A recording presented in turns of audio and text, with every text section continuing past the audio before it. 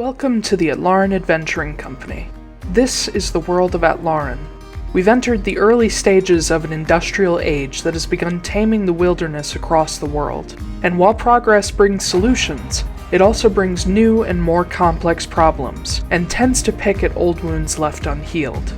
The first trains have begun to run in the north along with airships, but the long-ignored issues of stolen land, pollution, and deforestation have begun to fester, to name only a few.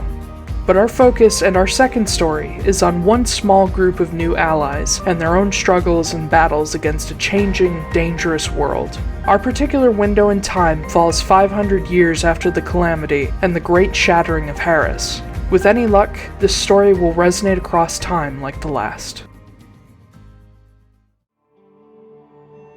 Christmas Fortunemær, a dodgy charlatan formerly of the Jade Street Crows gang, but he doesn't remember that part of his life. With a 5-year memory gap and having only recently rediscovered friends he'd forgotten, Christmas is suddenly on a dangerous path left by his former self.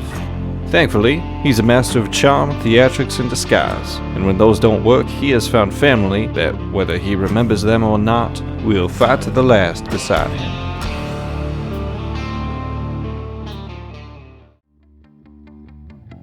Magda Wrenly, a professional mercenary and member of the revered Taiylor clan of monster hunters. With a wasting curse weighing on her shoulders that can't be dismissed by normal means, Magda has been left to search for an unconventional cure. Now, she's found herself with a group of allies she didn't ask for, and friends whose love she doesn't understand. Years of dealing with regret, ill health, and distrust have left her slow to ask for help.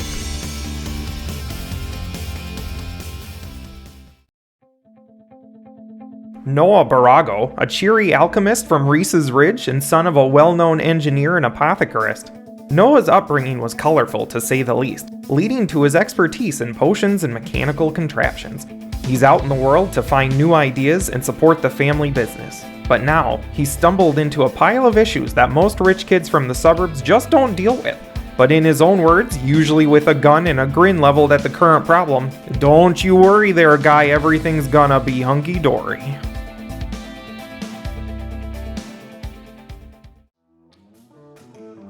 Foostrak Wildborn, a wandering warrior from the Nathar clan and student of the runic battle traditions of the Giantkin.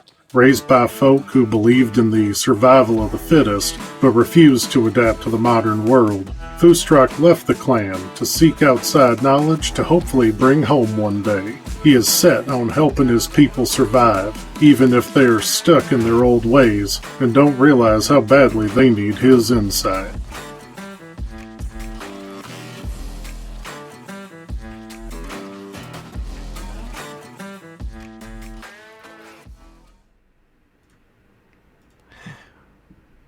Will they make it to Stjernegaard? Will they make it back from Stjernegaard? Find out on today's episode of...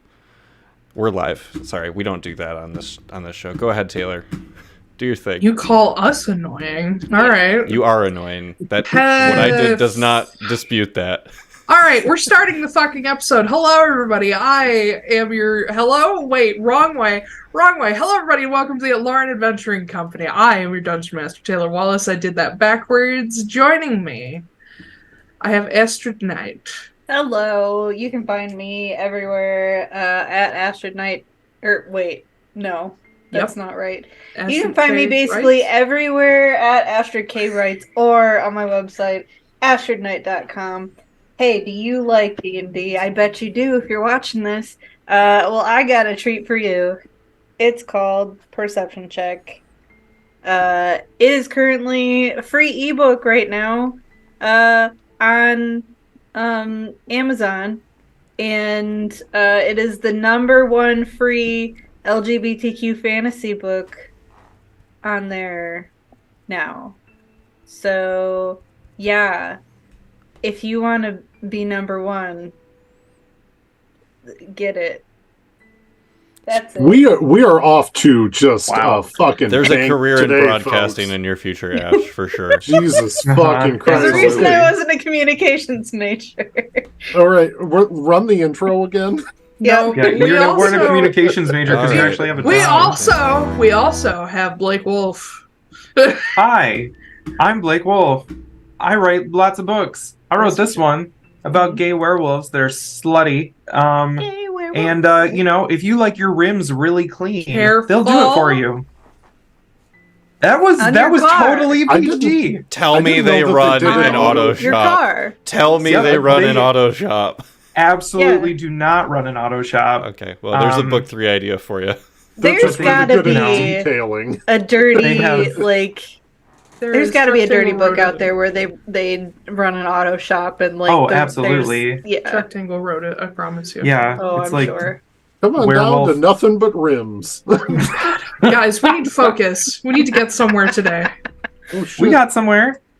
I'm Yeah. done. You can find me online. We also have Zach Gale. Come back up. I dropped my magnet. Oh I want to no. make sure that it wasn't stuck on the side of my computer. Hi, I'm Zachary Gale. Once again, we're just banging on all fucking cylinders today, folks, in case you Yep. can't tell. I Was wrote a that book also too. meant to be a... Never mind. Stop. I wrote a book. Wait till the second one comes Some out. empty houses might really be haunted. You can find it on Amazon. It's full of spooky stuff and like awesome shit and Some houses. werewolf empty. boning. Might haunted be Hell yeah. houses. We're like werewolf eating, but what's the difference? The next time that we have our longsword sparring class, I'm going to spar with Ash. And she's not going to remember the title of my book anymore. I already no, I'm kidding. Wow. Yeah. Anyway, we also have our very long-suffering stream master and hashtag normal guy, Zach Koop. Hey, what's up, guys? That's my Twitter. It's over there. I recently scrubbed every single Denver Rim. Broncos post Oh. from my Twitter account Oh, are because you guys fighting? we're fighting right now. Oh. And I just hate it when mom don't and want to dad be fight. part of I that know. anymore. It's just a negative impact on my life. So now if you go there, it's all not sports stuff. So it's a little bit more welcoming. And there's not as much Walmart there anymore. I also write stories, except my stories are only ever seen by like 6 people because I DM. And I play characters and write 2 long backstories for them. So hey, You that's should fix me. that. Cool. Now you go, Taylor.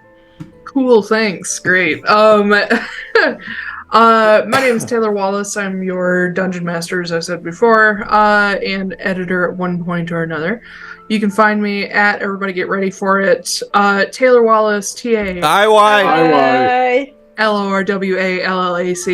It's been a while since we actually did that on purpose. That was our best Um, IY in a hot second. Yeah, it was.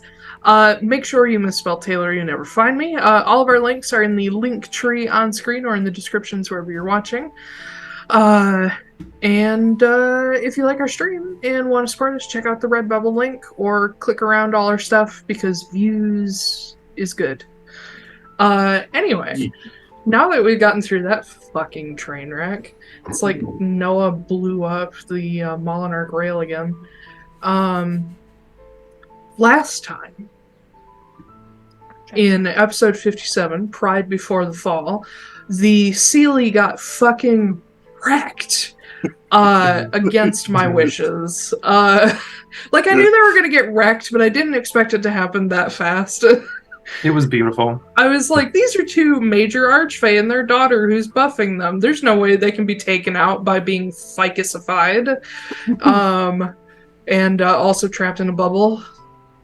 Titania had a full Galinda moment. But yeah, you guys did that, and Titania teleported home because she got real mad. And Oberon told Veranestra not to come home, at least not for a while. You guys spent a little while talking to Veranestra. Magda told her to quit feeling sorry for herself and actually go do something, which, I would say hypocrite, but Magda actually started doing that, so I can't say hypocrite anymore. Ash isn't paying any attention.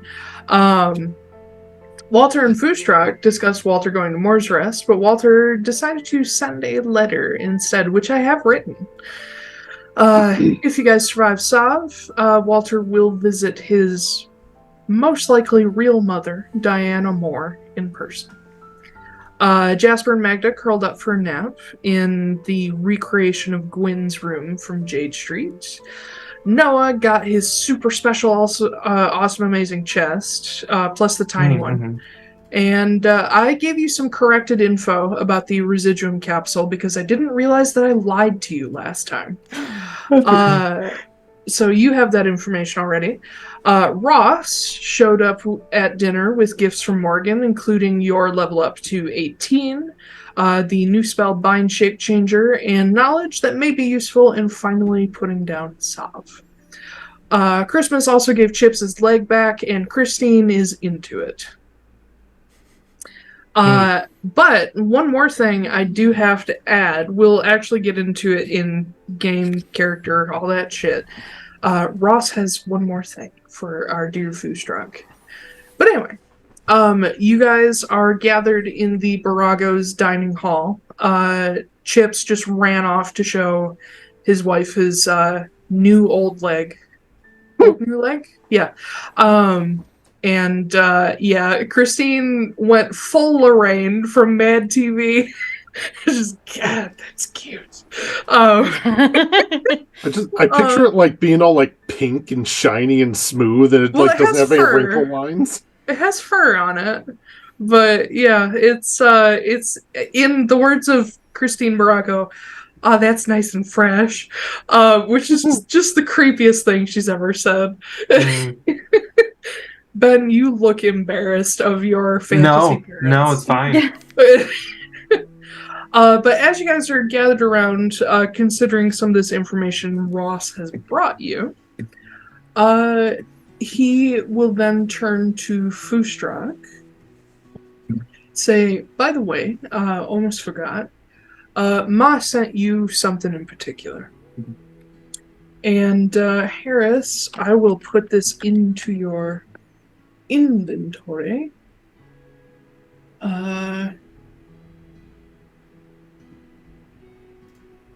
Ross steps over to you. He says, can I see your hammer? I summon it up and pass it over to him. And unlike many other people who have tried to pick up your hammer, if I remember correctly, the last time Walter tried to pick it up, he ended up dropping it because it's too heavy. Ross takes it and doesn't even flinch at the weight. And you see him draw a line up the actual staff of the maul, and it leaves this very thin line of sort of purplish, almost lavender light that you see almost like ink in water starts to seep into the text that's on the actual staff or handle. And you see the text doesn't change, but this sort of purple light settles deep into the grooves and starts to fill in the deepest etching of the hammerhead itself. You now have a hammer whose name I still struggle to pronounce. Hold on one second. I gotta remember how to pronounce it. It's Irish, it's stupid. It is very hard to pronounce. Just so you know, Foostrak is mildly terrified. It is called the Drahargline, which means brother glass. And as he hands the hammer back to you, it is even lighter to you than it was before. But there's a strange change to the sort of texture of the hammer itself, where it feels smoother, like glass, but even though it is a solid piece, there's something in your mind telling you that this hammer isn't just a hammer anymore.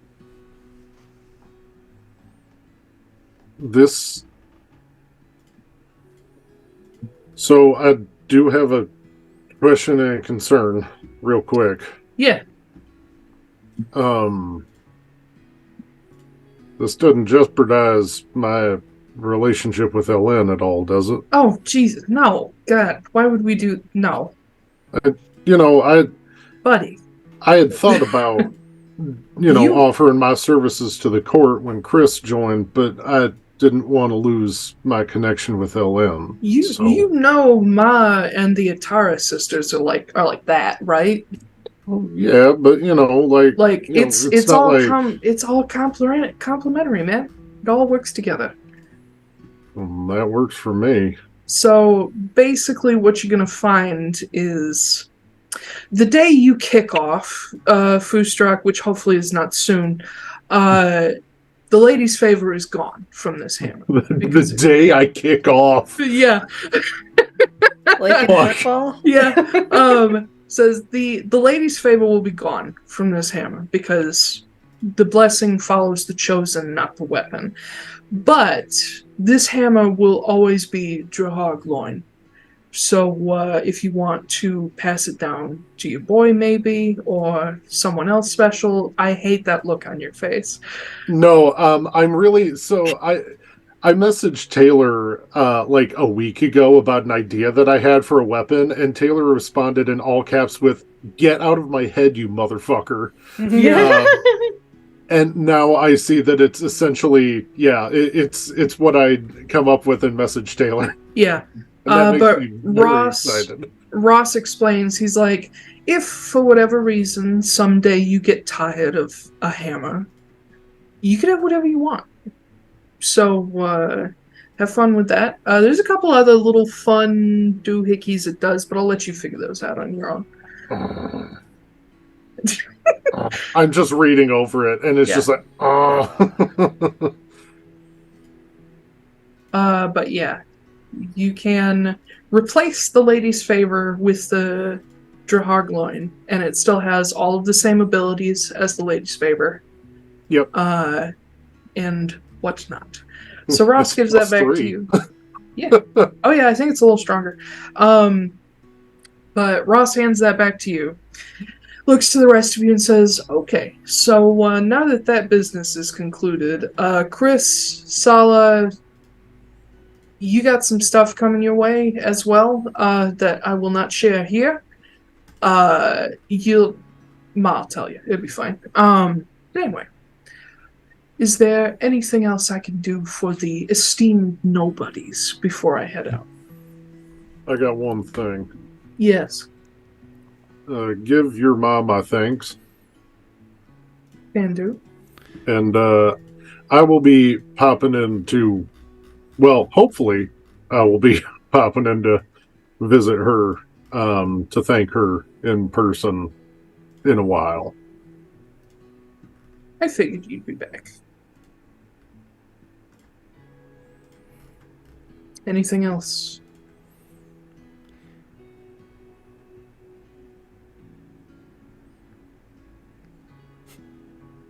I'll take that silence as a no. Let's say, don't everybody speak at once. Yeah. All right.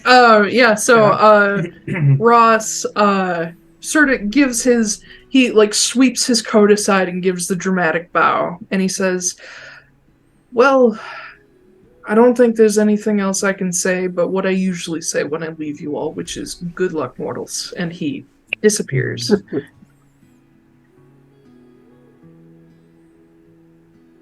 Yeah, you are all left at the dining table with your esteemed friends who are all regularly kind of flummoxed by Ross and just sitting there looking at you guys like, what the fuck is happening? You guys currently have Walter, Jasper, and Sala with you, I believe. Taiylor, one question Yeah. on this. So it says that it can be summoned or dismissed as a bonus action, and changing its form requires a short rest. Yes. So does that mean, can I summon it in any form, but then after that it requires a short rest to change it? Or... You will summon it in whatever form you have set it as. Okay. And then... I don't know what just happened, but I think my headset just shut off on me, and I don't know why. Oh, Can you hear me? fun. Well, bear with me one moment while I plug this baby in. Okay. Anyway. Are we back to the car werewolf puns again? Is that what that was? The level of Yep. professionalism that I bring to this podcast is just mind-staggering. I don't know if anybody was talking. Okay. We were talking about how much we hate you. Yeah. Yeah, for your Wow, lack guys. of professionalism. I don't think he can hear us. I don't think he can hear us I don't think either. so either. No. That's what his Anyway. face looked like. Can you There hear we us go. now? Okay. Anyway. For God. some reason, the Yeti took over, like my microphone Oh, took I hate over my that. speaker for no Yeah. discernible reason. You probably bumped a cord and it like Happens to me all unplugged the and then time. replugged in, and then the Yeti was like, "I'm the default now." This is Bluetooth. I was just hooked up on Bluetooth, and all of a sudden my Well, headset goes. Bluetooth can also be a little Yeah. Finicky. wonky. Yeah, it happens. Anyway, what are you guys' plans? Because keep in mind, this is still Randall 20th. This is the day you fought the Sealy bitches. I should ask this, because you guys have already talked about spending another night here.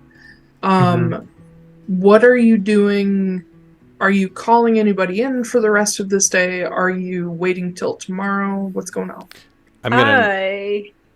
Ash was speaking first, I believe. What's up? I'm going to talk to Kenna because I gotta get Oh. the fucking core staff. Uh-oh. Hmm. Alright, okay. How you gonna talk to Kenna? Where is she? You don't know? Pull out my I don't nightmare know. rectangle. Well, we had a meeting with her, so Yeah. In a different continent, we did. Yeah. Yeah. Oh yeah, that's right. Yeah. We're in Harris. Yeah, you guys are at the point in the game where you're popping all over the world. Yeah. Uh, I'll just go up to Walter and be like, "Hey, can you send a message for me?"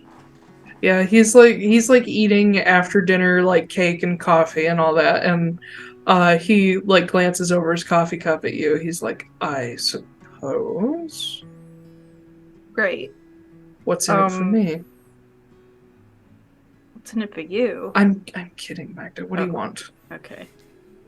Well, you know what? I might need to do you a favor after this one because you might get yelled at. Kenna. Mm-hmm. Yes. Say, Magda wants her item before taking off tomorrow, so if you could bring that The here. core stuff. Yes. Okay, I didn't know. You don't have to be coy with me. I know what you're all up to. Great. Alright. Cool. While Walter does that, what was Christmas gonna do? Well, Christmas is sitting awkwardly on the other side of the table, listening to this whole conversation, and then raises a hand and is like, "Can you include Flameheart and Kit's not here? No. Can you include Yeah. Flameheart and Kit in the bundle of things that come tomorrow? And can you also request that it be tomorrow morning?" Yes. Okay, cool. Thank you. So Walter starts his drawing arcane runes in the air and casting.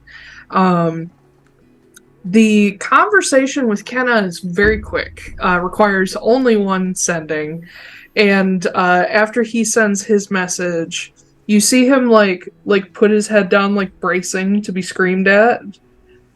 And then he looks up like he's surprised that it's not happening. And he's like, all right. She's on her way tomorrow, I guess. Okay. Says that it'll be a tiny bit more complicated than just bringing it here, but she'll give us details. He will also report that Kit and Flameheart are en route as well, as they're not as complicated to deal with as Kenna. Are you sure about that? Yes, very They're sure. pretty complicated. I mean, Kit's just an asshole. Mm-hmm. And, like, the complicated part of him you guys have already solved. We'll see about that. Okay. Wait until he shows up in C3, then you guys will see how complicated he is. Yeah, exactly. When he's 800 years old. But yeah. What time is it? It'd be like late at this point, wouldn't it? Not necessarily. It's like mid-evening. Okay. This is the day the Sealy attacked? Yes, that was kind of in the, like, early afternoon. Okay.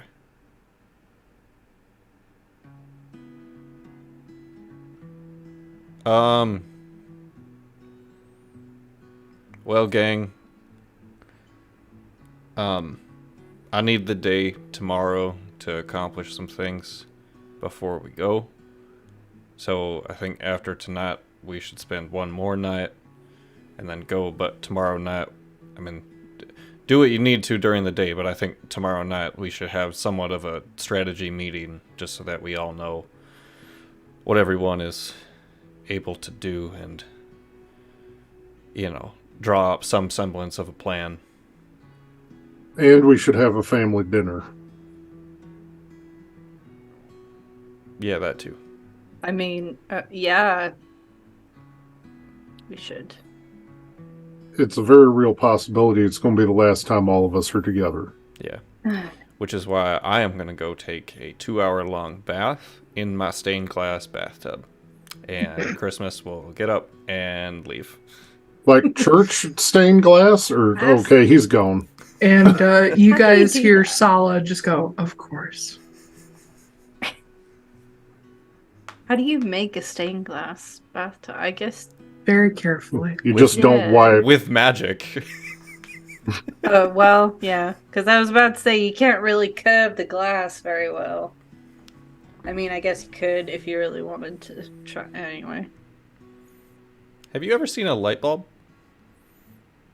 Stained glass is a little bit different, don't you think? I mean, It I'm not is an a little. expert. A little bit. I'm not You an just have to expert, heat it but- up because the Yeah. most of the colors are mineral based, so you're not going to burn them out. So you just heat it up and slump the glass into a mold, and then you can shape it. Okay. Mhm. That would take a long ass time. Yes, it does. Anyway, Anyway. while Christmas is off having a spa day, is there anything else you guys want to do this particular evening? Not this evening. All right. The evening is fairly peaceful as you guys have the run of the Borago's house, but also Christmas's hidden garden.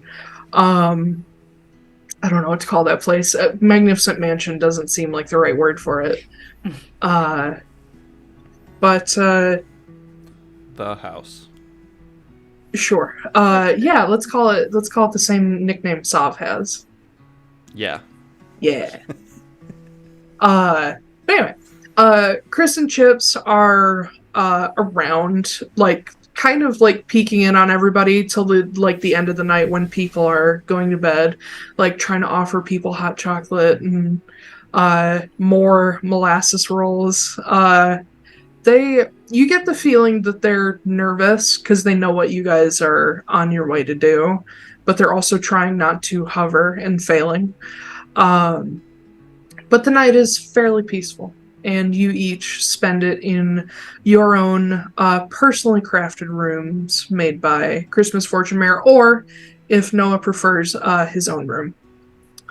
What do the rooms look like that Christmas made for us in the mansion? So, Like, I'm curious to think of, like, we know what Magda's looks like, but... so Christmas found Noah's room, and so his room in the mansion just looks like Noah's room.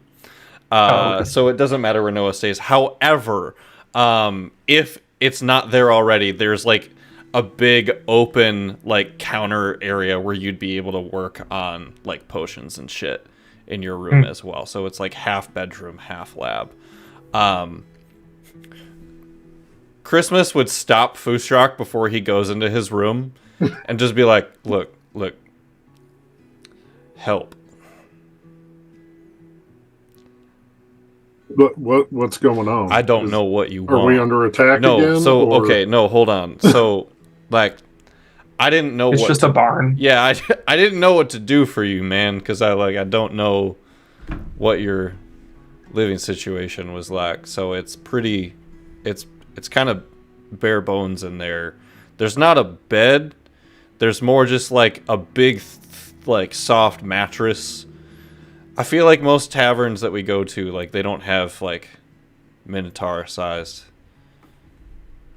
You know. Yeah, like, yeah. I gotta curl up on some of those beds. You know, like when we were up north. You know, where there was a lot of geary. Like they were kind of much more my size. But you know, back home we didn't really have like anything super nice. Yeah. Was, you know, we had mattresses full of straw just kind of on the ground. And that was when I got to sleep on it. Okay. So honestly, Chris, I just anything just nice and simple. Okay. You know, I've kind of grown accustomed to sleeping in the hotel rooms that we've been able to stay in, and the taverns and the inns. Right. Yeah. I'm totally fucking with you. You're gonna love it in here. And I'll open the door. It's a mattress on the ground. Is it too late for me to tell you that I've been to Garrett Eldathoth, so I know what the sky looks like there? And when the door opens, the room is built in a way to look like it's under the open sky when it's very clearly not. It's just like magically shows the sky. Yeah, but, we've talked about how like the garden is under a dome of sorts. Basically, it's a similar situation here, and it is very, very simple. Like it's very like rustic looking with an open ceiling, and there is just like the most comfortable looking enormous mattress in the center of this room that is like clearly Foostrak sized.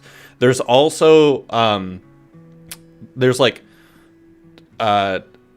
hooks and shit on the walls of this place made specifically to hang the weapons that Foostrak carries with him, or his like the items that he carries around with him. So it is incredibly simple, but still has that nice touch of home.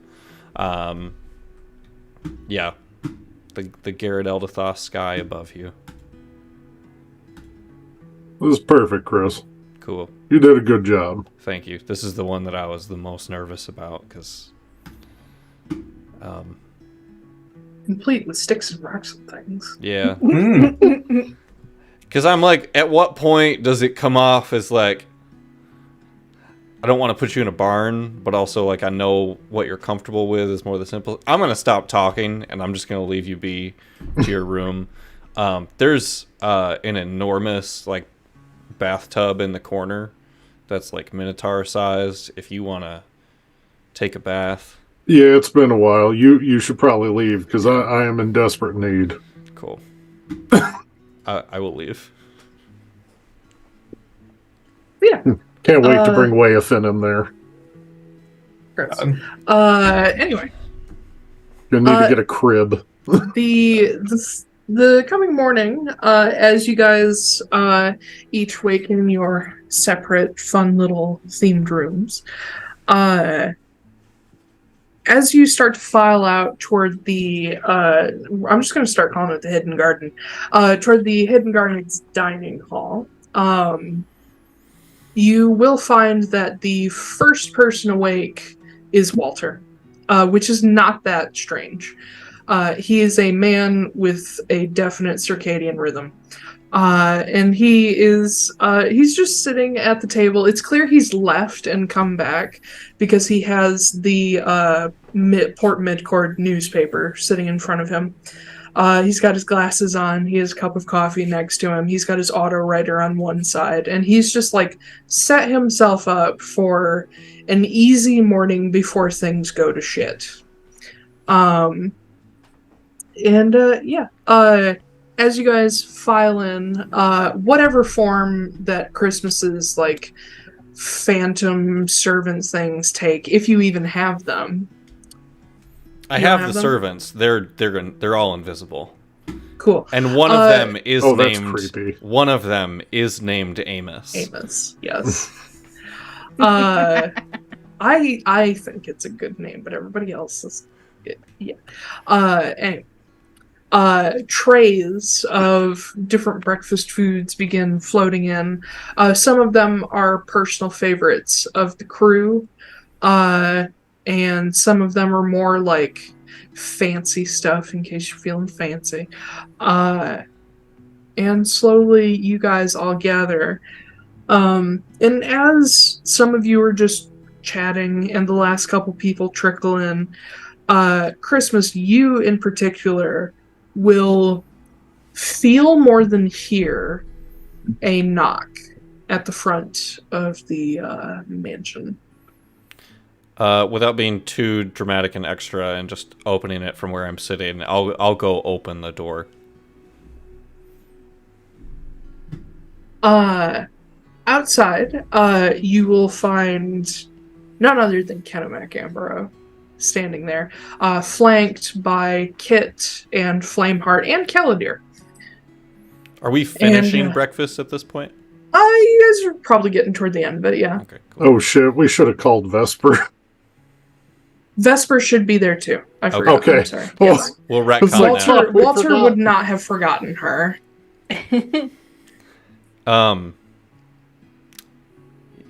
Well, you nearly missed breakfast, but we can probably still scrounge something up for you.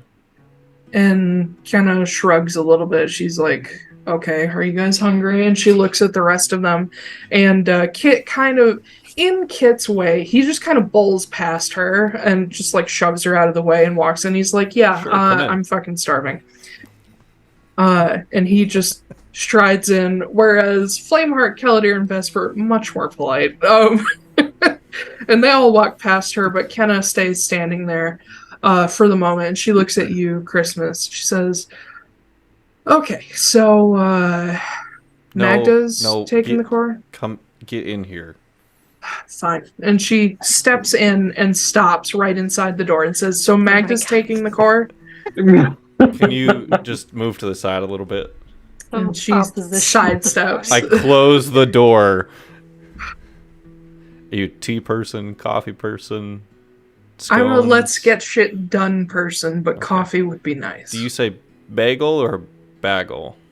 What kind of person are you? What kind of person says bagel? Okay.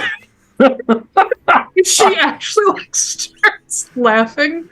A line has been drawn in the Alright. sand. There she is. Koop. What kind of person says bagel? Shut the fuck up.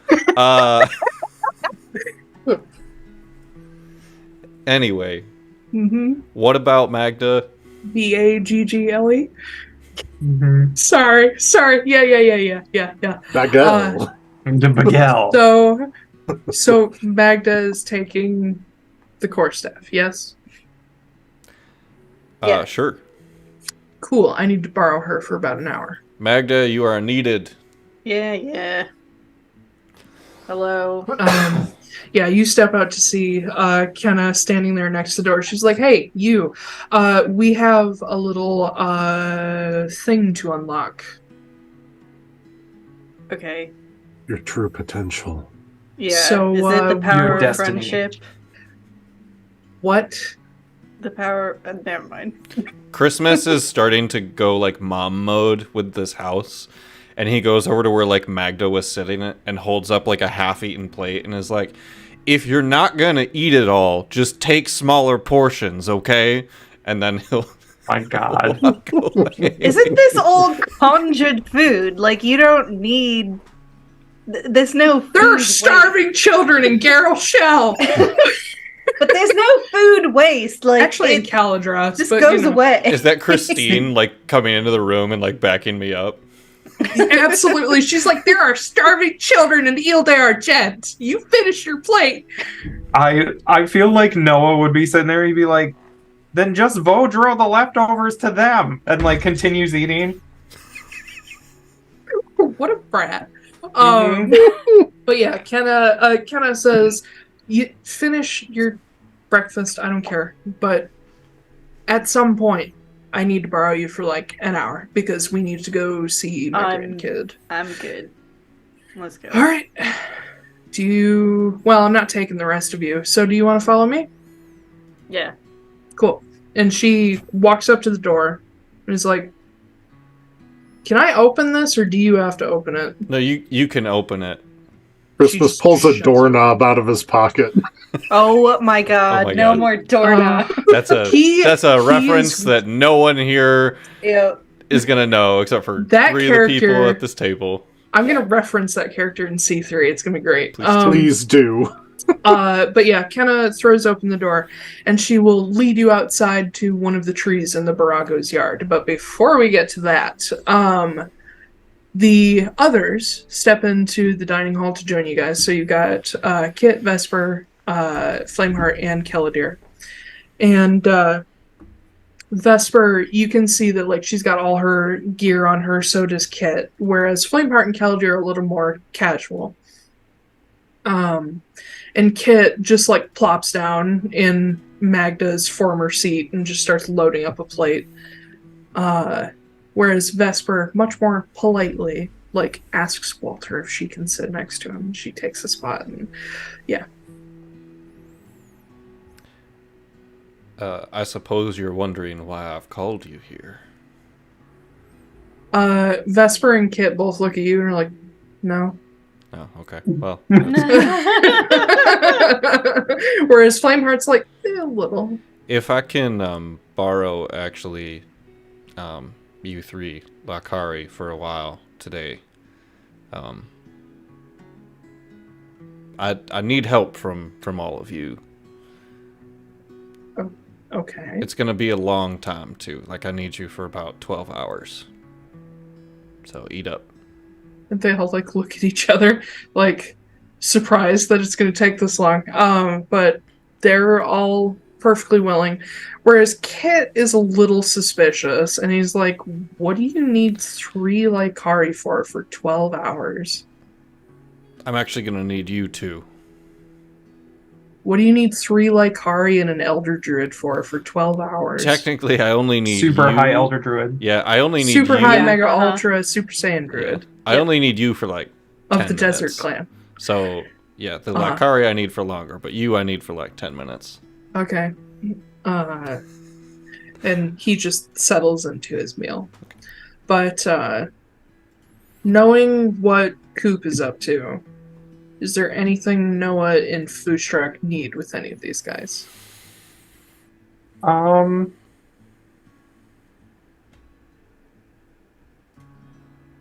I know there's some things that I want to do, but I don't know if I really need anybody else to do them. You can also, just as a side note, considering you guys are going to be controlling an NPC each during some of this stuff, I would also consider this kind of to be a time when you guys are like maybe pairing off a bit. Because you are each going to be working in twos. So consider also that this day you will have time to familiarize yourself with your partner's abilities. That way it makes story sense that each of you will be able to work with them better.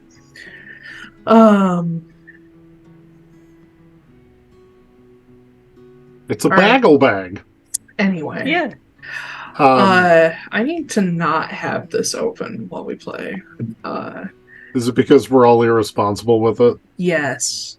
What? That's ridiculous. For Foostrak, I think he's going to spend some time in the Borago's backyard, getting used to, I believe that you said it was pronounced Dethair Gloin.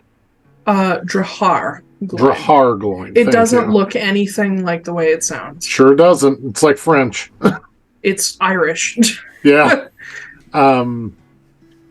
So he's going to spend some time getting used to it, trying out like different weapon configurations on it, and taking a break after he's practiced with it. The short rest. Yep. And he's probably going to ask Jasper to go with him, so that they can do like he's nimble enough to avoid Foostrak, so they can have like kind of a sparring session. Okay. While Foostrak just kind of gets used to the weight of a new weapon and like these different forms it can take, see if he can find something super favorable. Do me a favor, roll a d20. Oh shit. Foostrak accidentally kills Jasper. I got an 8. Okay. It might be the other way around. But you guys go out into the Borago's yard after breakfast and after, like, Christmas goes off with the, Lycari. And as you have sparred with Jasper before, but it was a long time ago, like 10 levels ago. And little dude has improved immensely. Not only improved, but, like, he has grown because now he's like a fully matured kobold. And he's got some new tricks up his sleeve that you've never seen before. And he rolled a 16. So as you guys are just kind of going back and forth and like taking a couple breaks here and there to switch weapons, Jasper's doing the same, where like he goes from staff to like the Falk's staff, like the full glaive, to just the blade itself because he can detach it. But he's also showing off like his magic prowess as well, because one of the things you're going to have to deal with is fighting against casters, and he's not gonna like hurt you, but when he breaks out those spirit guardians, like, you're fucked. What does his spirit guardians look like? His spirit guardians would probably be his would not be like creatures or items like most people. His are waves that, like, it would almost be like a maelstrom going around him. Oh, that's awesome. Because his whole thing as a blue shore is like the ocean. And yeah. He gives you some good old bruises. At some point, I'm going to make sure to like revert this back to a maul at the very end, after testing it as like a great axe and gauntlets and probably like a big ass mace and things like that. I'm going to be like, do me a favor. Yeah. Grab on to the top of the hammer. And his eyes get wide and he comes up and like jumps up and like cat grabs the edge of it. He's like, okay. And I'm gonna take it and be like, so let go right before I start coming down, and I'm just gonna bring it back. I'm gonna swing You're as hard as I can. You're gonna trebuchet him? Yes. Yes. Yeah, it's almost like, I imagine you could also like hammer throw him if you wanted to. Oh yeah. But yeah, as you're at like the peak of the arc, he lets go, and in like midair he like draws his blade and he like lands on a bush nearby, just like with the blade driven into it. And he like sinks down into it until you can't see him anymore, and he pops his head back out. He's like, "Can we do that? Can we do that? Can we do that tomorrow or whenever?" I mean, so I'm going to tell you now. Yeah. I have a growth potion that Noah gave me. Mm-hmm. So I want you to imagine that I'm big, and then I get bigger, and then we do it. And Jasper has always been a little like self-contained, but he gets this wild, crazy look on his face. They're like, a kobold. And he's like, yes, oh my god, yes. Yeah. And he just like starts vibrating. Yeah, we'll see what Sav can do, but if he gets big, just imagine standing on top of his head and just poking his eyes out, and that might help. I can do that. Hell yeah. Granted, his eye will probably be bigger than me, but I can do that. Hey, all eyes poke out the same way, right? That's what my granddad used to say. Oh my god. They don't, actually, but okay. I give him like a little fist bump. Yeah. Meanwhile, Magda. Magda. Kenna, rewinding back to when this has actually happened, Kenna takes you out to the Borago's yard before, like, Foostrak and Jasper get out here. And she brings you up to the largest tree in the yard, which is an oak that sits at the far corner. And as she walks up to it, she gives you no warning as she just reaches out and splits the tree open. And there's this immediately, like, rush of cold air that, and just... You know how certain places have a certain smell? You immediately just smell amnobalin. But very, very cold. Mm-hmm. Colder than you're used to. Is she bringing me fucking to Haven? She said she was. I thought she was gonna go after her, but okay. Nope, she splits open the tree, walks through, doesn't tell you shit. Awesome. I'll walk through with her, I guess. Okay. 'Cause what other choice do I have? You guys step out of a tree. You have been to Haven before, right? I believe we said Magda's been there once. With Hector. Yeah. With Hector? Yeah, like when she was really little. I don't know. I don't think Either she way, did. if she had been, she was little enough that you probably don't remember too much about it. Yeah. But you guys step out of a tree that immediately upon landing there, you look around yourself and you know you are within this circle that sits in the center of the Arctic at the North Pole. The Monomarig itself sits atop all of these different veins of like hot springs. So this place, where it should be the coldest in the entire world, is actually moderately warm year round. And you can see the like very clear edge of where the hot springs stop having an effect, where the snow and ice starts to pile up to the south. But you guys step out of a tree that has been set into the middle of like a roundabout at the end of the city, surrounded by a ring of brick. It was very carefully planted here by the Elder Druids as a means of transportation. And you step out facing north, so you see this long, straight brick road leading through the center of the relatively small city of Haven, which about 300 years earlier was overtaken by fire and vines and a war with the Huldron Company. And even all this time later, there are still scars on some of the stone buildings.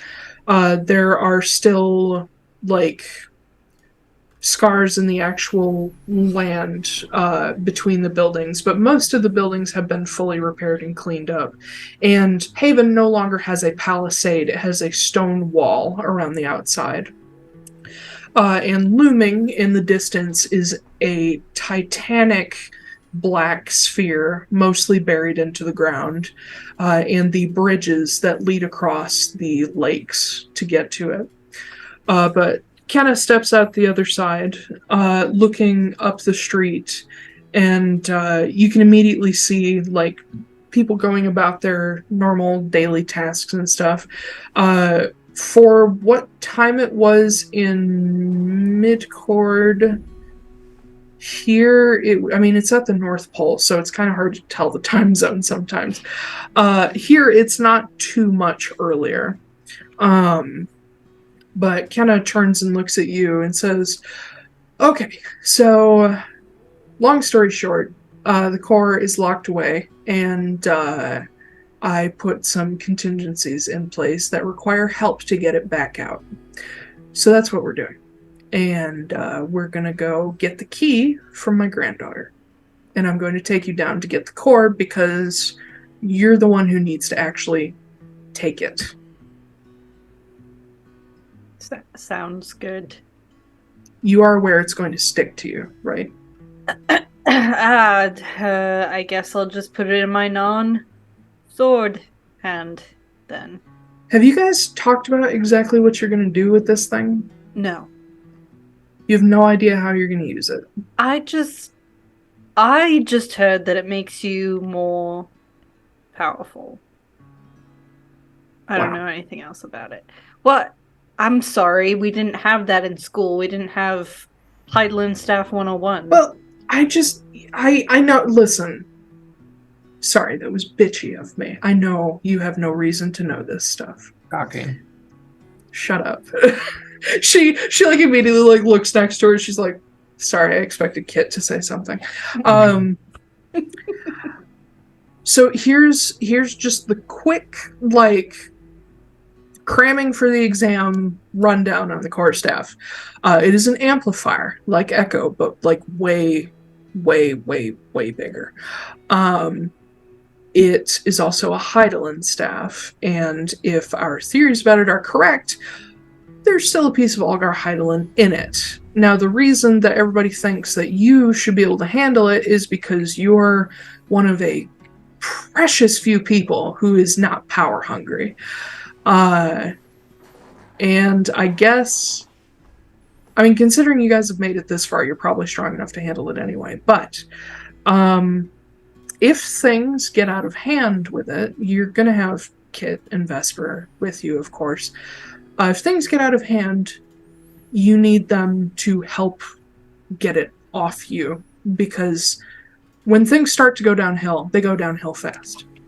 I don't know what form that downhill is going to take. The best I know is the girl who originally brought it to me, way back before the calamity, she was starting to be petrified.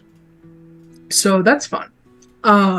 Well, how long did she have it? Because I'm not planning on having it long. I believe she had it for like a month.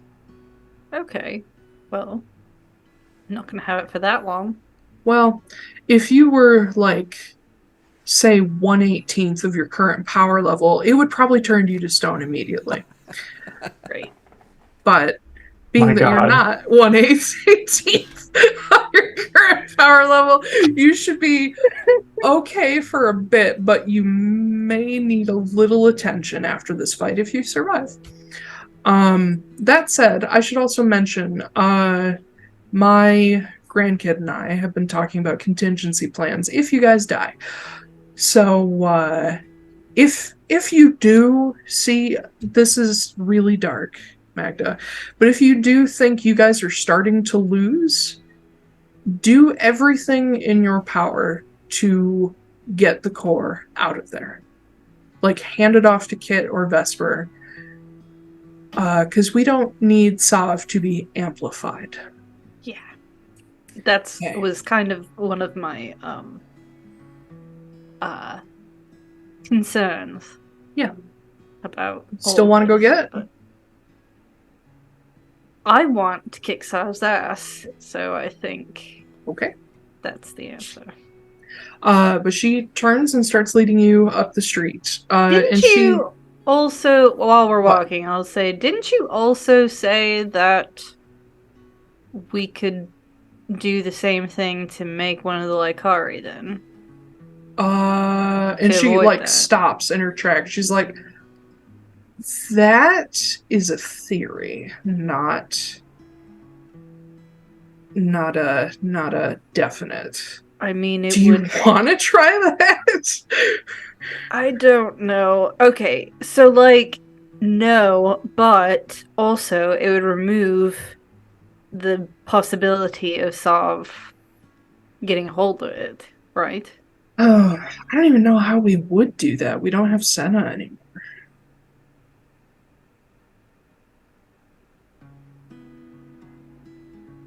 Well, let's go get it and bring it back to your chuckle fucks, and we'll talk about it. Okay. But yeah, she leads you up the street, and you reach the beginning of one of the two great bridges, where you see lining sort of staggered from each other on either side are 10 different clerics, paladins, representatives of the major 10 Balin gods, And you can immediately recognize all of them, even without the actual symbols of the gods they represent. These guys function kind of like the Buckingham Palace Guard, but they do actually protect this entryway into the Monomarg itself. And you go past each of them, and you can see some of them like watch you go by. They don't really emote much, but you can kind of tell there's a surprise that they recognize Kenna because she comes here all the time. And so they're like, who the fuck is this? As you go by. And there is almost a sense of like, oh, a guest of Kenna. This must be somebody important. Like a genuine like reverence of who you are in the company of. And as you reach the edge of the Monomarg itself, you definitely would not have, even if you were to Haven before, you've probably not been to the, there's the ring of stone outside of the crater first. You've definitely never been within the crater. And as you pass through the tunnel that goes into the actual place where the Monomarg sits, you can see the like spiraling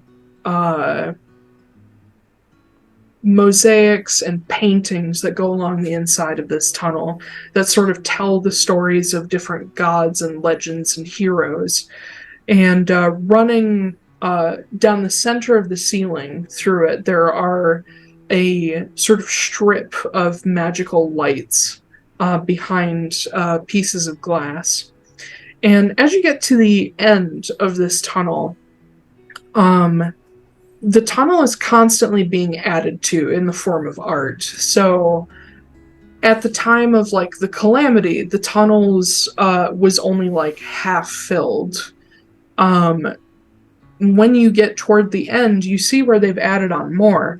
And there is a ring that goes around the tunnel ceiling that you see contains the story of the Obsidian Collective. And you can see each individual person laid out.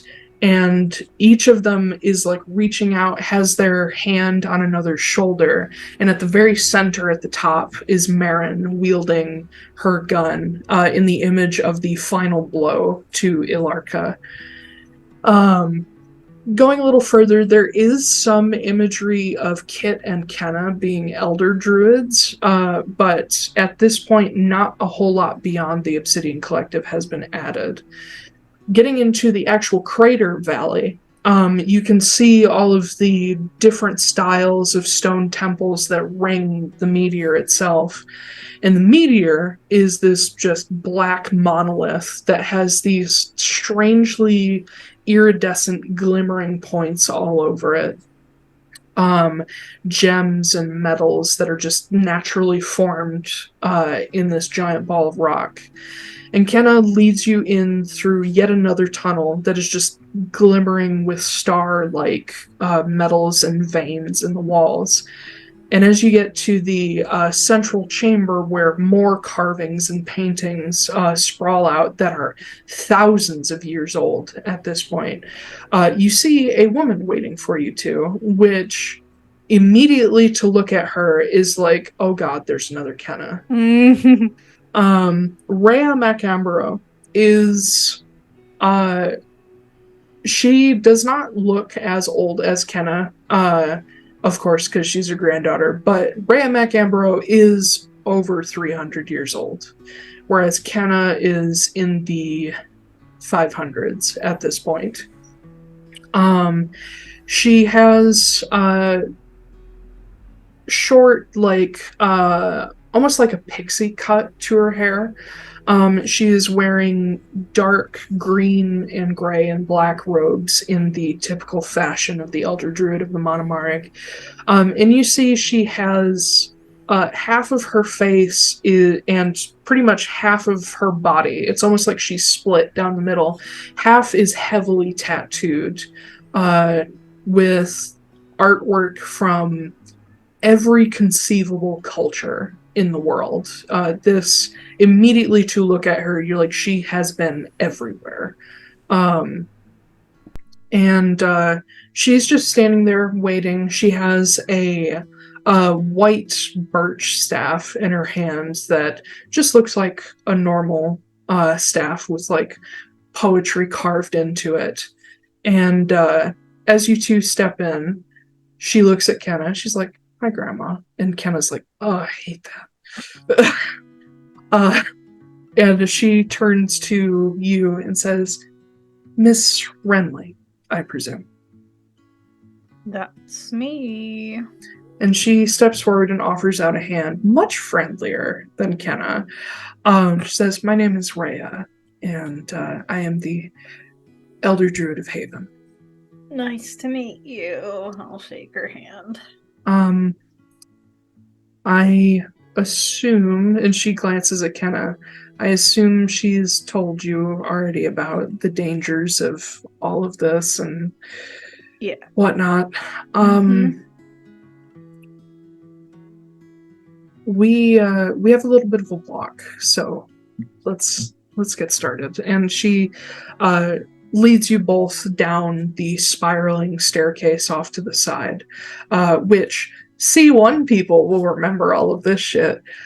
More carvings and paintings, and the staircase comes down to a hallway that then leads you to a large chamber with a bioluminescent glowing blue pool in the center. And you can see that there's like bioluminescent plant life growing in this pool. But there is also like strange like shapes moving in the water that they don't have like the shape of creatures, just something moving in the water that keeps this what should be a stagnant pool constantly rotating slowly. And sitting on the edge of that pool, with their knees drawn up to their chest, you see a very tall, very, very handsome drow that is very familiar. Buddy! Yeah. And they look up and give you a little wave, give you a little smile. And you see that sitting on the stone floor next to them is this white, what in real life, this is not a thing from Atlaran. It's called a gear falcon. It's a Mongolian falcon. But a white gear falcon sitting next to them. And Firin sort of sees you with these two elder druids and is like, "Oh, you are doing something important, I suppose." He's Russian, not Norwegian.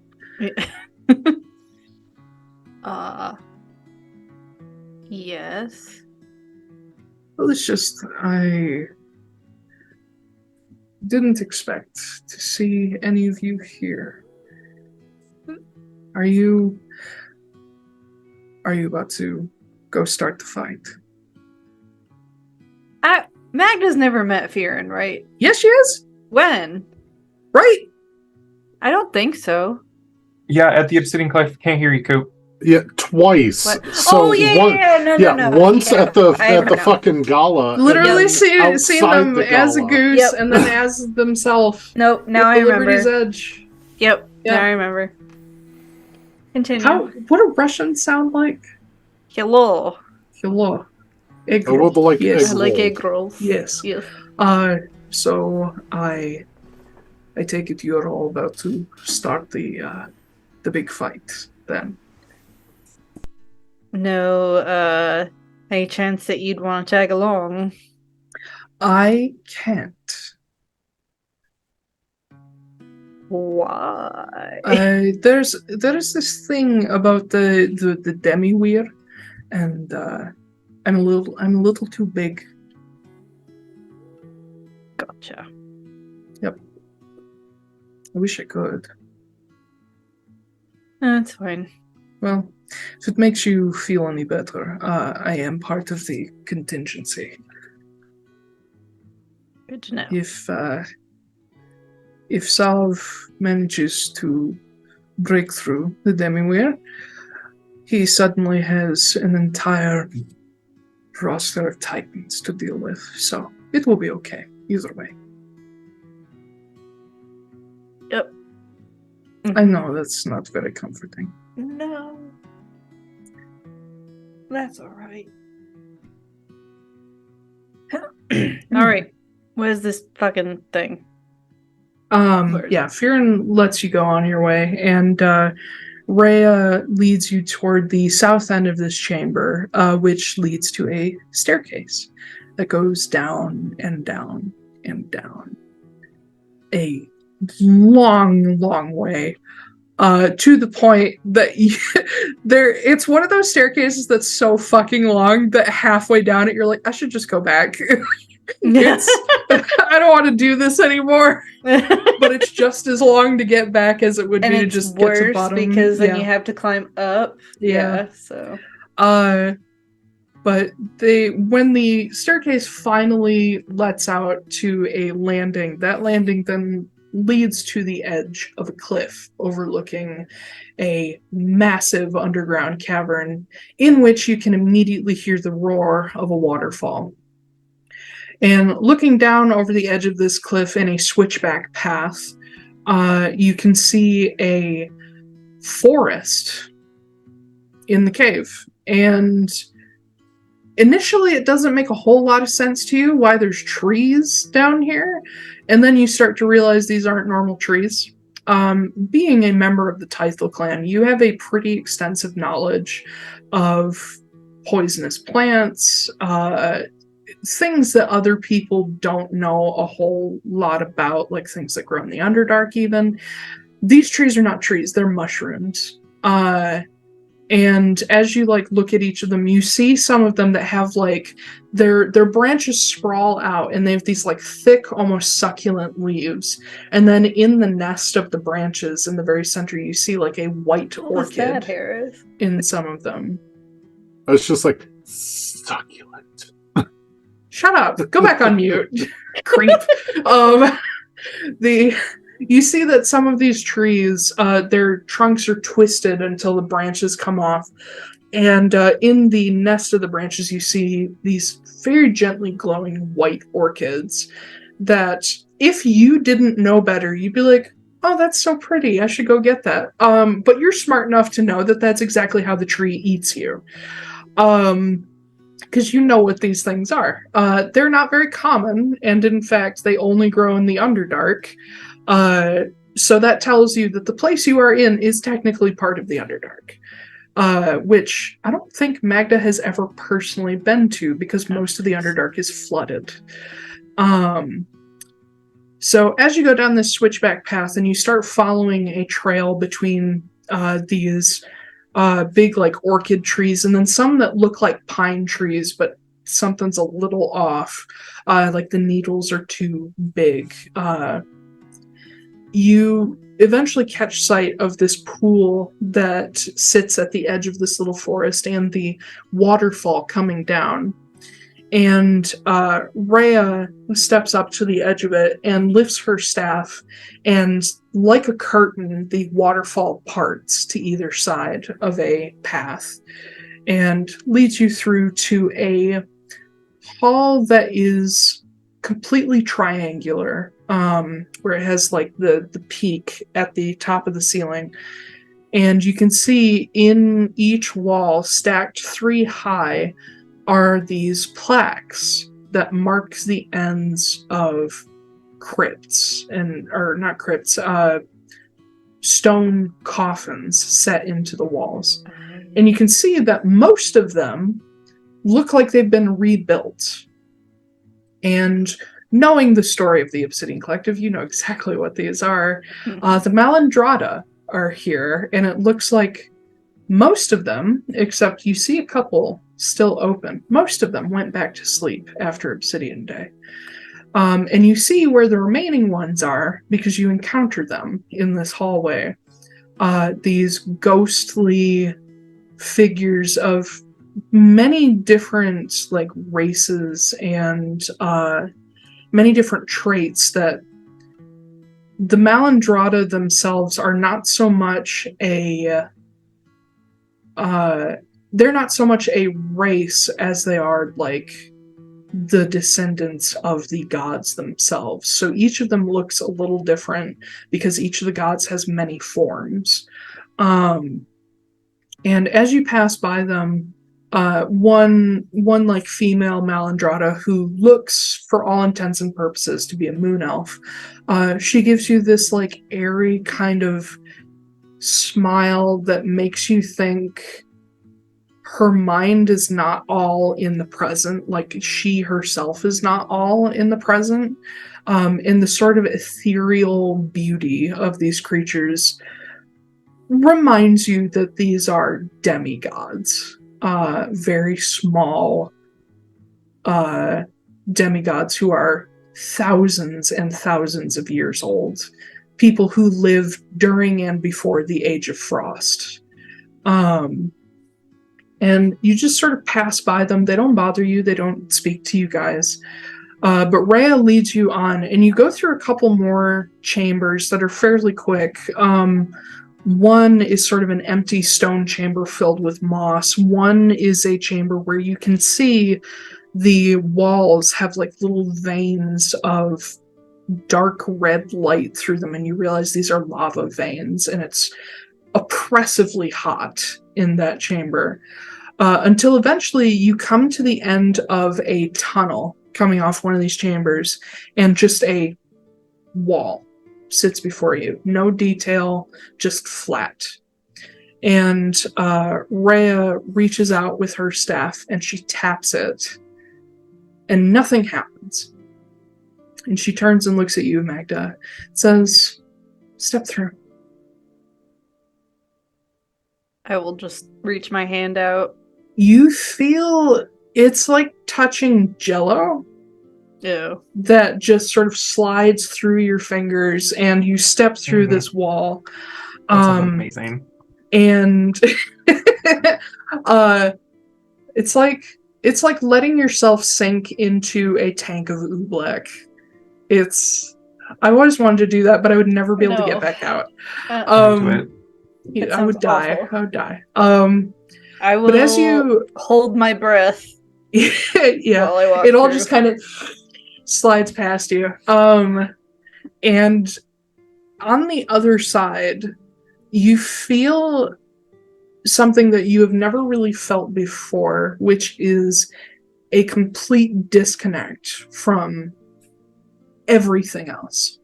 As a blood hunter, you don't have access to the kind of magic that other people do, which is divine or arcane or what have you. You have hemocraft, which is centered in yourself, and magics that have been like imbued into you.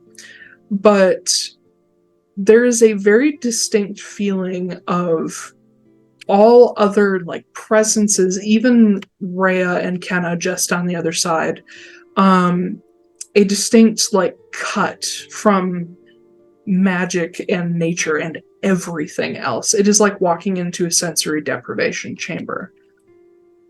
And you see in this mostly dome-shaped, very small room that you've stepped in, maybe only 10 feet across, hovering in the very center of this chamber, between a point of quartz sticking out from each wall, and then the ceiling and the floor, hovering in the very center, completely suspended, is a faceted quartz crystal.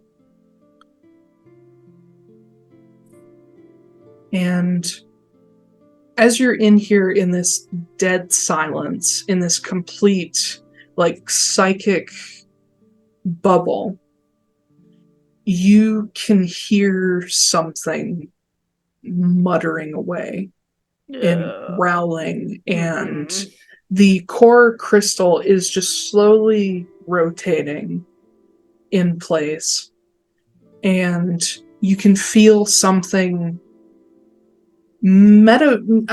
sort of like, not metaphysically, but like mentally scratching at the walls of this place. And the moment you can like take it all in, you can feel it like reach out and try to latch on to you. Did Kenna or Rhea follow me in Nope. here? Great. Cool. Okay.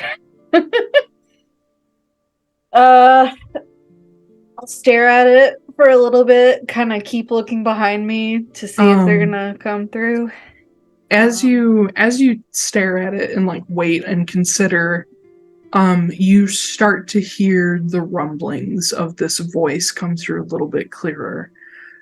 And you hear a deep voice that makes you think it belongs to a huge person. Just, there's not really words, there's more feelings and just this rumble as it's beckoning.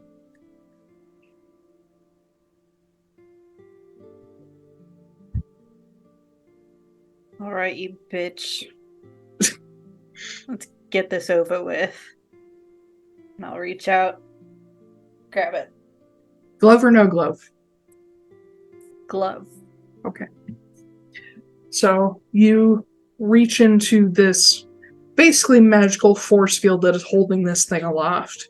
And as soon as you have a firm grip around the orb, the very dim light being shed by these quartz points around the room just shuts off. And you can hear the magic leave the room. And you start to feel like everything else fade back in. As long as you have gloves on, you can move the core crystal freely. But as soon as you have a hold of it, the voice gets more clear. And you can hear these rumblings like a madman just muttering away, repeating names. You hear Kit, you hear Silas, you hear Bull, you hear Quinn, you hear Vesper. Kill list, it's a kill list. Just rumbling away like a volcano ready to erupt as soon as he has a chance. But there does come a moment where this rumbling fades a little as he realizes something is happening. And you hear... New hand touches the beacon. New hand touches the... That was not nearly loud enough, Blake. Not nearly loud enough. No, Meridia's voice is insanely loud. Someone fucked up at Bethesda when they did that. That someone fucked up. It's not supposed to be that So loud. it was just like, how do we scare players in a moment that should be like peaceful? You're playing at like scary things. 4 a.m. and then all of a sudden, a new hand touches the beacon. How do we make a voice that is just one of the Hans Zimmer? Yeah, exactly. Will become a meme for all the years to come. But yeah, you hear, the core crystal does look a little bit like the beacon. It does a little bit. It does a little bit. It was meant to be more like the, God, I made it so long ago. It was meant to look more like a D12, but then Matt Mercer made the fucking Luxon. Yeah. And I was like, okay, it's not a D12 anymore. But, Anyway. The presence in the core becomes aware that something new is happening, and you hear, while this voice is titanic and deep, it is quiet. And it speaks up and says, "And who are you supposed to be?" Your new partner. And you hear this low rumble that you start to realize is a chuckle. And a deep sigh. And he says, "All right. Come What's on. the mission, partner?" You want to go kill one of the 4 horsemen? Yes. Cool. Then we're going to have a great time. Like, it is intense. It makes your bones vibrate with his just, yes. Jesus, Just that was easy. anger. Then we're No gonna get persuasion along. check, just... Then we're You don't gonna need to get persuade along. some people of things. Yeah, we're gonna get along swimmingly, Mr. Heidelin. Indeed, Miss Wrenly. Right? And he goes quiet. Cool. Behind you, you hear a voice muffled by the illusion. Are you dead yet? No, it was actually a lot easier than I thought. What? He's pretty into this. What? He wants to kill Saw, so I'm like, hey. Why? I look at the crystal, I'm like, hey, Olgie. Hey, buddy. Hey, why do you want to kill Saw so bad? Just out of curiosity. And you hear a sigh. This is gonna be like the sword with Grog, isn't it? Oh, as he says, why wouldn't I want to destroy the son of the person who ruined everything for me? That's true. That's true. Okay. Where is Ilarka? Well, he's been dead for 300 years at this point. Uh-huh. Only You helped with that, honestly. not destroyed. Not fully. Well, that'll be a project for later, won't it? I won't be stopping you, trust me. Mostly because I'll probably be dead by then, but, you know. We'll see. Carry on. No, what does that mean? He doesn't say anything else. Alright. He wants to kill Saab because he hates Alaka. And the illusion comes down, and Kenna's standing there staring at you, holding the core. Okay, first, before I let you out of there, what's your name? Magda Wrenly. Who's your dad? Hector Wrenly. Where Is he rich? Is he rich like me?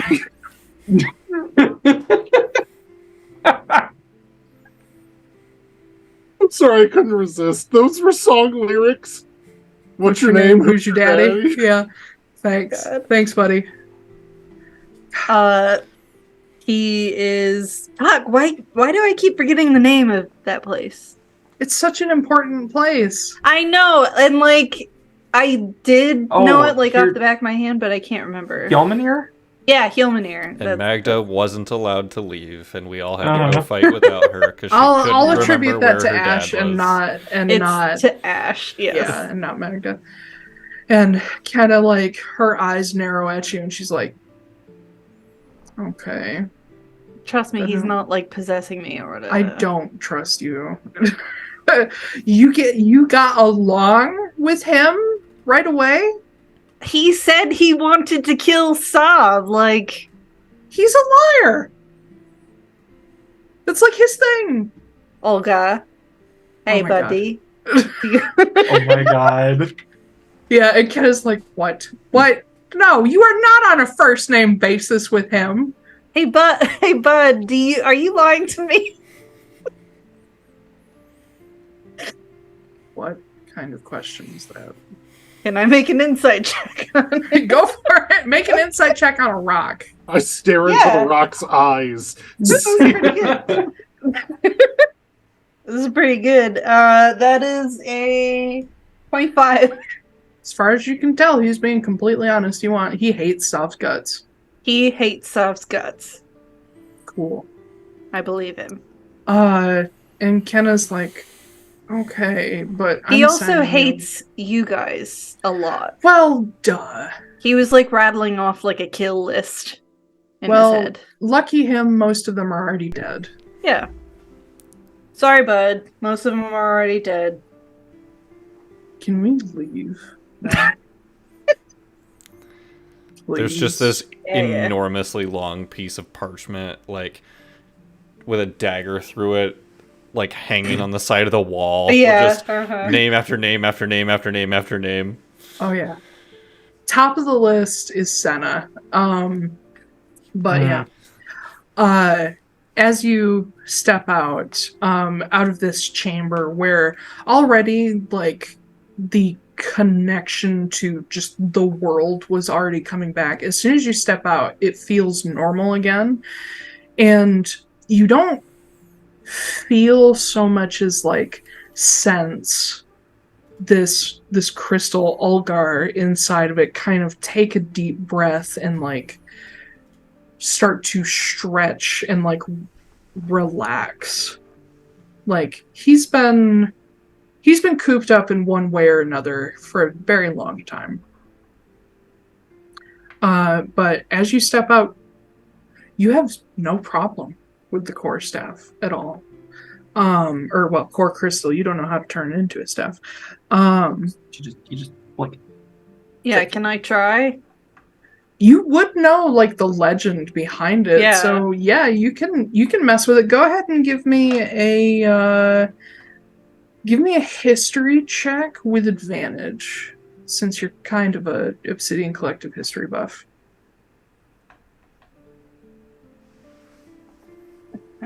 Great. 12. That's not bad. You know that each of the crystals before they were like Hari had a certain like thing that you could do to change its form, and the core, you imagine being the original, can't be that complicated. And as you like look at it, there comes a moment where you think, what's the simplest thing that a caster will do to like change something? And all it takes is a twist of your wrist. And suddenly the core elongates into a slightly different form than you remember reading about. As it elongates further and further, it sort of turns smoky gray.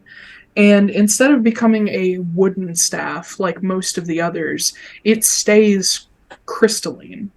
And is almost like a long, would be of an even height with you, crystalline, like perfectly polished quartz staff. Just a straight pull.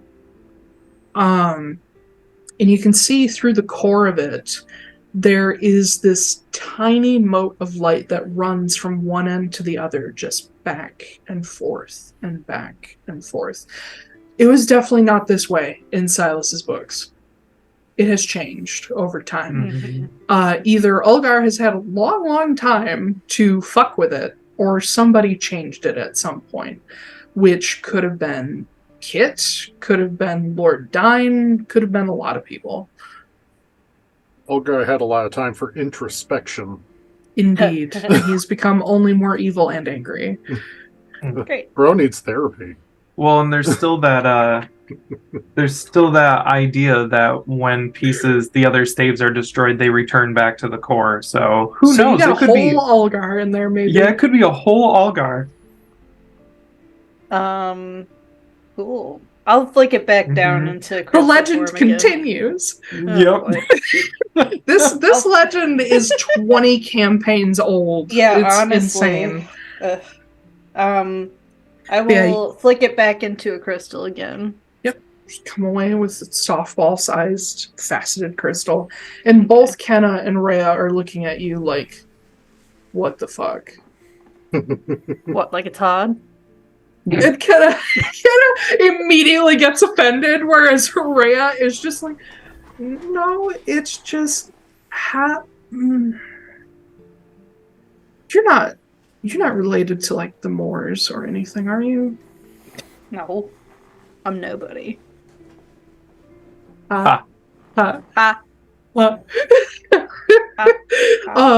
She says it's just very strange to see someone who isn't a caster get to grips with this immediately. Maybe because my blood is magic-y?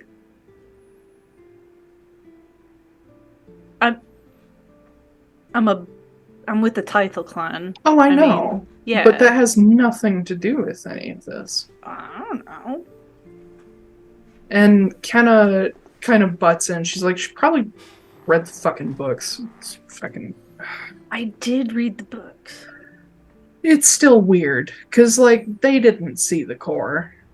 I think I'm the only member of the collective who has. And, like, looks at Rhea, and Rhea's like, yeah, probably. But, no. Nope, no she wouldn't. Nope, Kenna's the only member of the original collective who has seen the core before Senna had it. But anyway, the two elder druids start leading you back out. Rhea is like leading the way, whereas Kenna has like fallen behind you a little bit to keep an eye on you because she's deeply suspicious of how easy this was. And you guys make your way back. I am too, honestly. Yeah. You guys make your way back through the little forest and up the switchback path and the staircase, and when you get to what you know is the visiting pool, Fearin is no longer there, but you see the pool has gone dark. And they take you back up the spiraling staircase, and is that normal? Rhea, like, looks back and says, is what normal? The pool going dark? Oh, yes. Okay. Fearin comes along and uses it sometimes. Fearin has to go get ready for campaign 3. Yeah. What does it do? Oh, the visiting pool, every full moon, it recharges, unless Fearin stops by and recharges it for us. It allows you to speak to people on the other side. I imagine he was probably talking with Marin or maybe Sylphie. That's nice.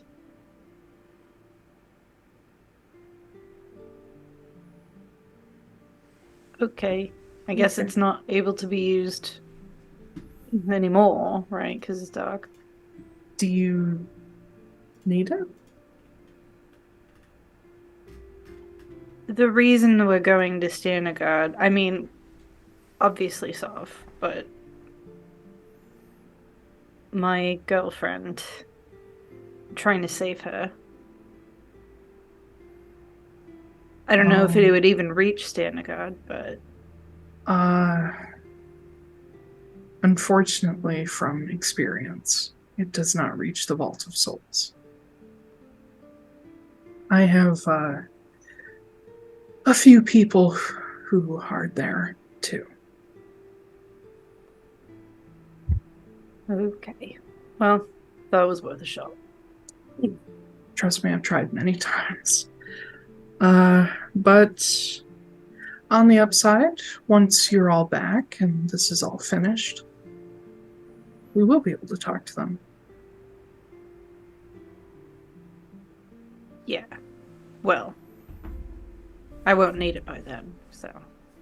And she kind of smiles knowingly and she nods.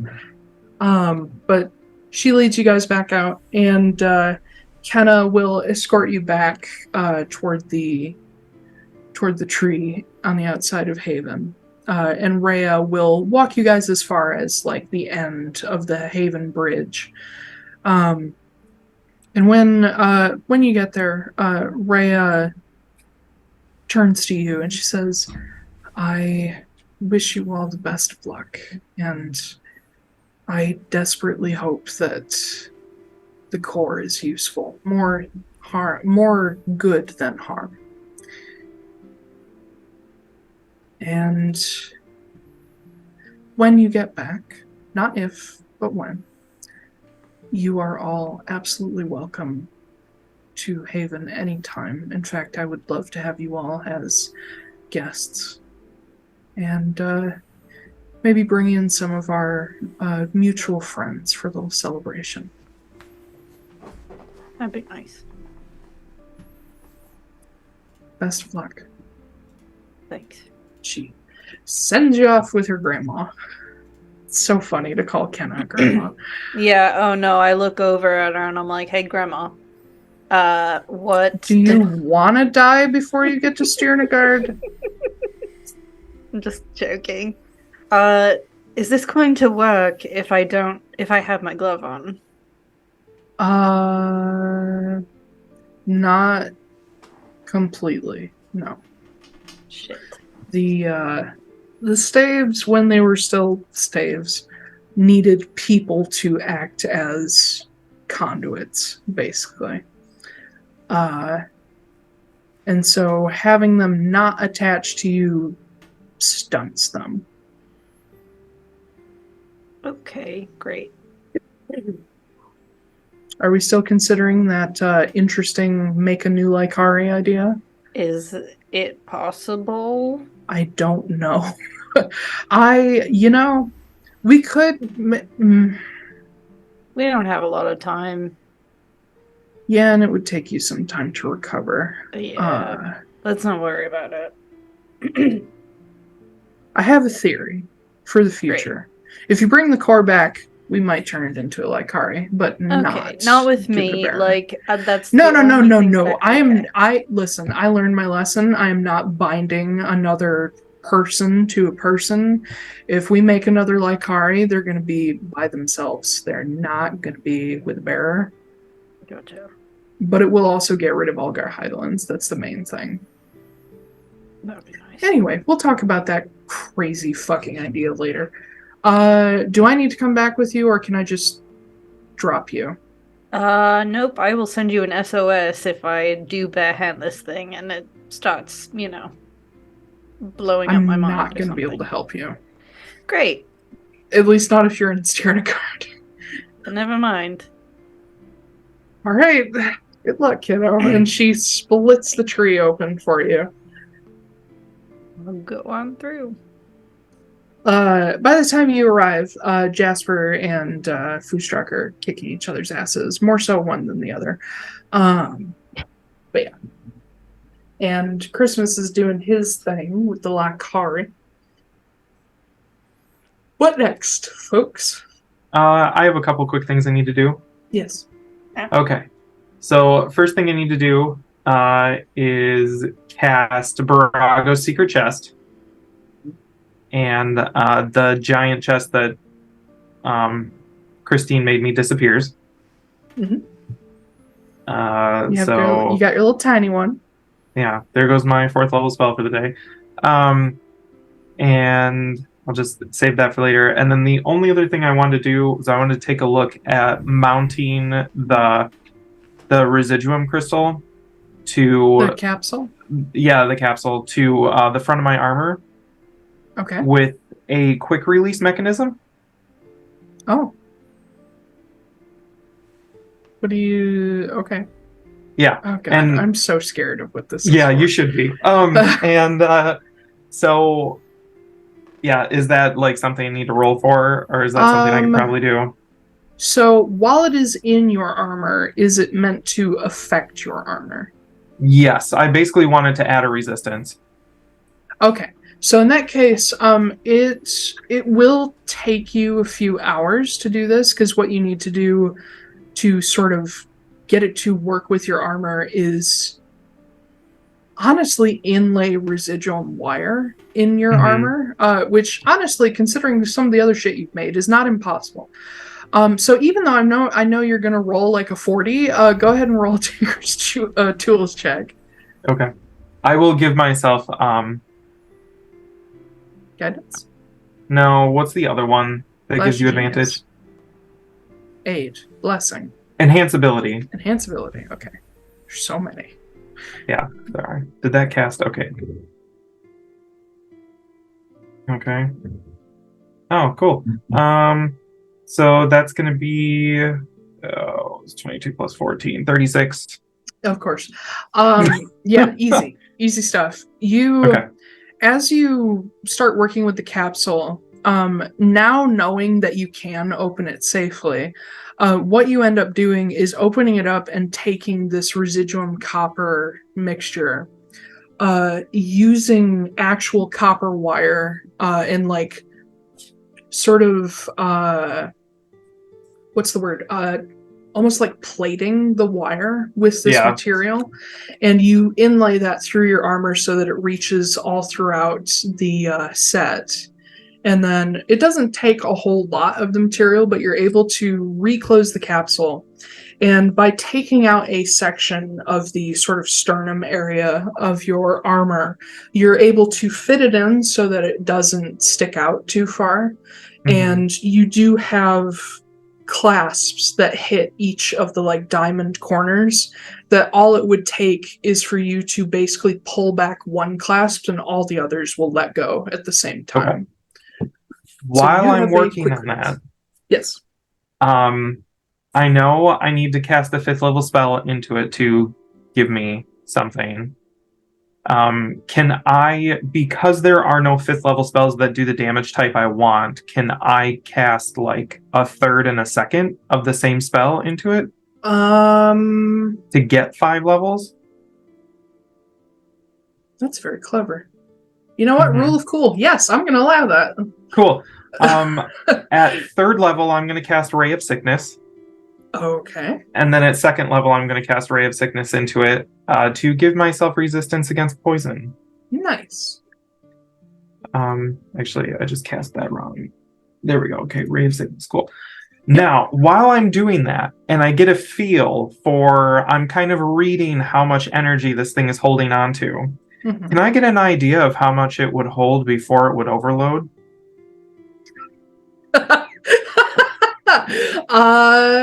Give me an Arcana check.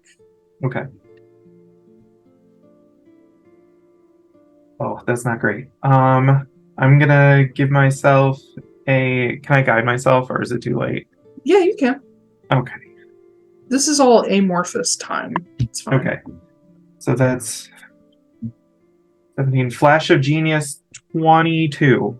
22. Okay. Considering that you figured out what is necessary to make this thing work in the form of giving resistances, you know that this thing is capable of holding on to a 9th level spell. Okay. If you were to overload it, you would have to have something already in there and then add, and then basically double it. So it would be the equivalent of like 18 spell levels? Yes. Okay. But I can load it up to 9 right now without any You can load problems. it up to 9 completely safely. Cool. Then I will, knowing that that is a thing, I will go ahead and cast 4 more levels of Ray of Sickness into it. Okay. Jesus. Yep. So that should give me resistance against poison. Yep. Yep, I'm just going to keep that information to myself. That's all I needed to do. You have a lot of secrets right now. I might share that with Kit, actually, since we're going to kind of be working together. Okay. God, I love the idea of you two talking to each other. It's just you. Mm-hmm. Yeah. I'm not going to carry on a conversation with myself, but basically I just let him know that in case things start to look bad, this little crystal can probably help us out. I just need him to help me cast 9 more spell levels into it. You can probably do that. You can do that in one fell swoop if you really wanted to. He sure can. Yeah. He's 18th level. True. Look at this boy. God, he's beefy. He's not as beefy as some of the others, but goddamn. I love that Noah has more HP than him. Yeah, well, he's a druid. I also want to note that I did adjust him a little bit. I made him a shifter, like he's supposed to be. Yeah. And also want to call attention to the Dragon Wing Longbow and the Staff of Frost. Oh, I read them. And the Nyx stuff, but you've already read that. Mm-hmm. Anyway, okay, Christmas. It's me. Holly jolly man. You are spending your time with the Lycari, and from the 12 hours that you asked for, I assume you're casting a specific spell. I am. I'm actually going to cast 2, and I need help from Kit at the very beginning.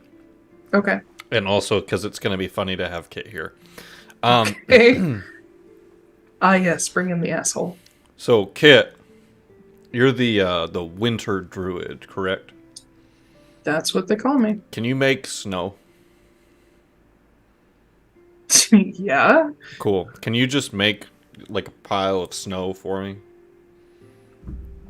Okay. This isn't a joke. I actually do need this. Okay. And he reaches into he has like a satchel of holding, and he reaches into it and Mary Poppins style just draws out this long icicle looking staff, and he just taps it, and from the ceiling just a of snow falls into the middle of the room, just making a huge mess. Cool. He's like, there you go. Thank you. Behold my power. So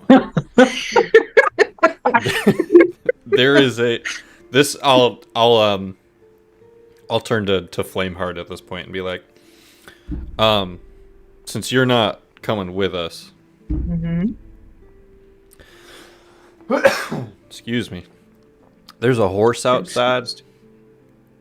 It's actually like big black horse, kind of has like a greenish sheen to it. Kit, you should go say hi to that horse, by the way. Flameheart, there's a horse out there. It's Kit's horse. And you should... I know, but Kit doesn't know. Yeah. Christmas does, because he's been having some conversations with the horse. Flameheart, that horse is magically tethered to me. I'm sure all sorts of bad shit is probably going to happen if we lose, but to give you guys probably the best indication that shit has gone tits up in the worst way, keep an eye on that horse, and if she just randomly disappears and goes back to the Feywild, that's your indication that we lost in the worst way. Pause. Is everything okay, Ash?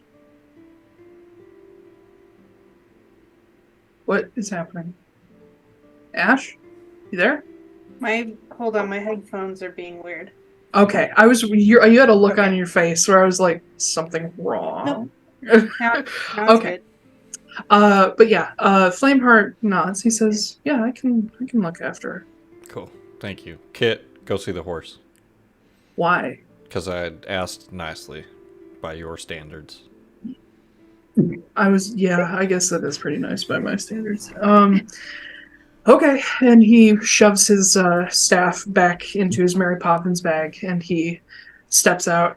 Can we just like an omniscient sort of thing? Can we the audience, just get a little sneak peek of like what Kit's reaction is like when he goes out there? So the camera. Would you even remember this horse? I will see. The camera follows Kit of Volfira out of this room. I assume you guys were in like the garden or something. I don't know what you're doing. But he heads to the door. And is the horse in the house or outside the Borago's house?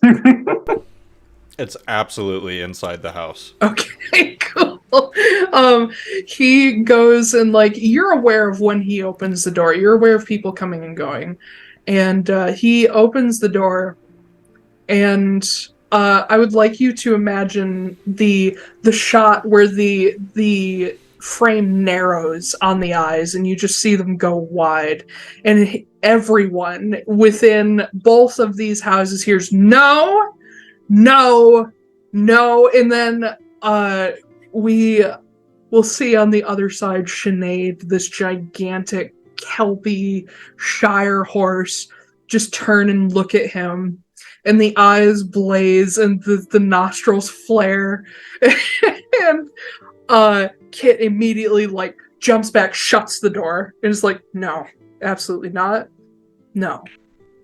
just like breathing heavily, eyes wide, staring at the floor.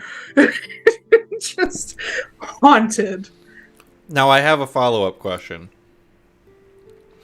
Does that break any sort of curse regarding the horse, where like she was waiting for her owner to return, and he never did. I can get a different horse. I'm totally cool with it. I'm just curious if this, fucks anything up. Kit spends a solid, minute just, holding the door shut, waiting for her to start kicking it. And it has been a long time since Kit has been afraid of an animal or, a spirit. The things that scare Kit are, godly. And he's just sitting there for a moment, and he's like, okay. And he, reopens the door slowly. And all that is left is a puddle on the floor. She dead? She at peace. Oh. One down. How many left? How many Billions. Mythological horses are in the world now because they were abandoned? Well, at least I think Sinead is one of 5? Jesus. Yeah, fucking 4 or 5. Christ. 4 or 5. Because there was Marin's, there was Silas's, there was Bull's. Did Bull have one? No, he wasn't with you guys in Amnoblin, was he? Yeah, he was. At I that don't point think he was. rode a horse, though. Anyway, there's a few. This is my favorite side quest in Atlaran. Yeah, this is the side quest that if Christmas lives, he is going to go complete. So wait, I'm confused. Were the horses already Kelpies and we just got sold a bunch of Kelpies? No, Or they were did they abandoned. turn into... Okay. They were abandoned, and each of them, as they died in horrible loneliness and abandonment, became mythical creatures. And Sinead, Oh my god. Sinead died next to a pond, so she became a Kelpie. Is there Oh my a dark God. unicorn wandering around somewhere? Yes. That would be great. Oh Yep. my god. Some of these, just as a fun little tidbit of lore, because it won't make any difference to campaign 2 at this point or campaign 3. There is one that has become a nightmare. There's one that has become what are those oh god, it's a Chinese Kieran. one's become a Kieran. What's the last one? Last one has what? Technically, I know they're not horses. Kieran is Japanese and Keelan is Chinese. Keelan, that's whatever. Keelan is also an Irish name. Fuck off. I had a Keelan as a greater steed in another campaign. That's the only reason I know that. I can't remember language lines. It's fine. But yeah, I think those are the major ones, and I think the third one. I want to say the third one is a thestral-like creature. Lovely. Yeah. So it just flies screaming across Amnoblin. It is Amnoblin's new Bathmat Man. Man, Batman. Batmath Man is still Batmath Man? Batmath Man is still out there as well. He lives in Greensmarch. My favorite superhero is Bathmat Man. You know what I just realized? Bathmat. So, completely derailing from Campaign 2. In Campaign 3, the islands between Nataline, Port Midcord, Port Vedrick, and some of the islands to the north and south are all going to be part of a country called the Republic of Stormwall, which is named after the Hurricane Wall, which will be gone by then.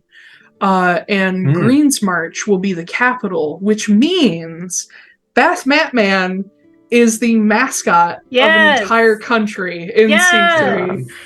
It's like the Loch Ness Monster. Yeah. It's all tourism and stuff Hell like that. yeah. Come see it. Everybody's like, Bathmat let's go see the remnants of the Hurricane Wall and Bathmat Man. Mm-hmm.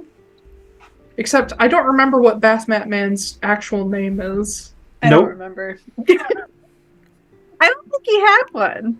For reference to anybody watching, Bat Math Man is... I know I Bat keep Math fucking- Man? It's Bat Math Man. Man, He Bat does Math. arithmetic and he has echolocation. Bat Math Man is my joke of Mothman, who is also part bat. And he lives in Harris in Atlaran. But yeah, he's a cryptid, a mythological creature. Mythological. Except he's real because we saw him in Tactics. We did. Yeah, that was the stupidest episode. The stupidest. We had a lot of stupid episodes, but that one took the cake. So the anyway. only other thing that would happen Yes. at this point, I don't have any like actual conversations that need to be had that I haven't had with Flameheart and Kit already. So I will just say, while I have to keep the air of mystery and also to save time, I will, while I'm spending those 12 hours casting that spell, I'm just going to have a conversation with those 3 Lycari about what immortality is like. Cool. No comment. That's light. Yeah. Just keeping it is a very casual conversation. Very casual. What's it like to live forever? Yeah. We don't Do know. you We haven't gotten to regret forever yet. anything? If you could go back and not be immortal, would you?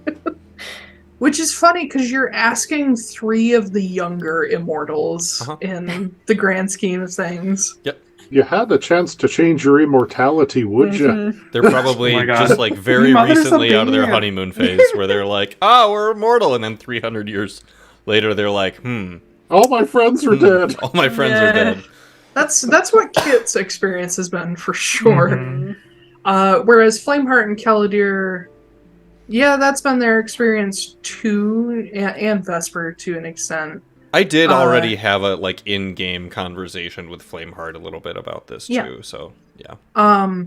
The general consensus is immortality is good if you have a project. Gotcha. If you don't have a project, it's going to get real old real fast, and you're going to want to kill yourself. So, Lovely. Woo. Yep. Yep. Happy thoughts. Man, I really want to address that in the book series with Kit. Like, have the epilogue just be him, like, watching everyone else die. But we don't have to be that dark about it. Goodness gracious. Why? Because It's important. I want the ending to be, like, happy-ish, melancholy, not No, sad. yeah, it can be fun. melancholy. It won't be like, Well, oh man, I he guess- was never happy again. I guess we are going to put in, like, because Ben did that whole thing with the poem and his Yeah. epilogue. Oh no, Yeah, that's the It epilogue, was like, guys. we have Yeah. to put at least that, like, yeah, we did talk about Kit writing an epilogue and how he'd be like, hey, yo, I'm finishing this shit because I'm the only one left. Yeah, so that would Kenna's be still really... around, unfortunately. Yeah. So the We'll talk about it. We'll talk about it when we get there. the 4 of us will hang out and have that conversation, and then when I'm done casting the spell, the 5 of us will leave. Cool. Does anybody see the 5 of you? No. You hide the 5th. Yeah. Cool. All right. In that case, let's jump on break, and we'll come back, and everybody will regather, and we'll talk about next moves, potentially going to Stjernegaard. We'll see you soon, After folks. dinner. Bye, y'all. Yeah, we have to roleplay the entire dinner for Harris first. Yeah. I have a plan for that. Cool. All right. Take us Oh out. boy. Bye. Bye.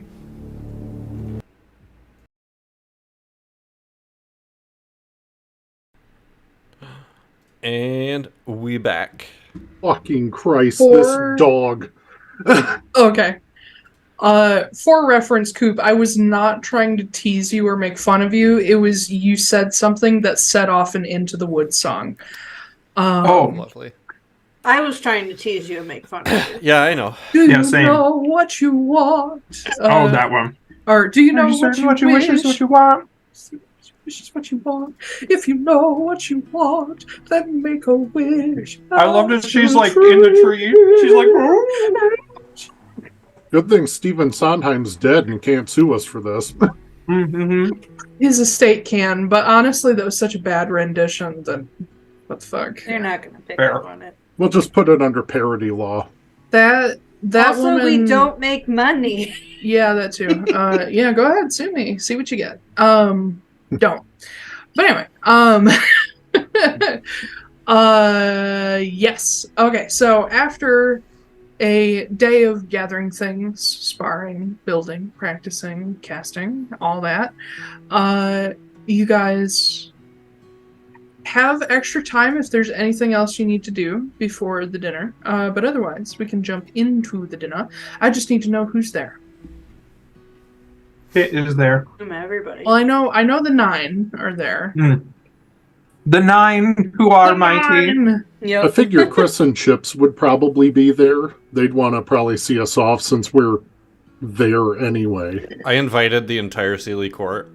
I was like, let's retry dinner, okay, guys? Let's have a do-over. I would love it if you really tried. Just invite everybody. Everybody's welcome. But yes, so it's the away team, the official Nobodies, and then whomst else other than Chris and Chips? Anybody else? Are Flameheart and Caladir sticking there? They are more than welcome to if they want to. Yeah. Considering some shit currently going on, I don't know if they will stick around, but they will definitely say goodbyes. Okay. Especially to Chris and Sala. But definitely to everybody. You will all also receive cute little invitation cards from Caladir, who has a save the date. Damn, for tonight. It's in a year. But the wedding. Yeah. I was like, for dinner? She said invites for dinner that's 2 fucking hours away. That is some ballsy wedding planning, considering what's going on around here, and I'm here Well, for it. that's the thing, is they're like, okay, if the world doesn't end, our wedding will be this day. They already have a fucking, venue picked out and everything, too. Yeah. All the non-refundable paid for most of deposits it. are paid. Koop, I need you to understand something. Caladir's best friend, other than her eventual husband, is Roan Mor Niall, who is incredibly rich, which means her only hobbies are wedding planning, party planning, and messing around with her lover Indira. This is going to be the richest wedding ever. It actually, I don't think it will be. I think it'll be it will be expensive, but it won't be gross. Gotcha. It's not going to be it's not going to be a royal wedding. It's actually going to be nice, and there's actually going to be good food that isn't all hoity-toity. Is it possible for Flameheart and Caladir to have kids? Maybe. None of them have ever tried. Oh, guess So we it would might be find like out in campaign kitties. 3. We'll see what the dice say. That actually is a really good question. For a Have any later of the time. Lycari had children? For a later time. Have any of them tried? Do they have genitalia? Do they have the same urges as mortals?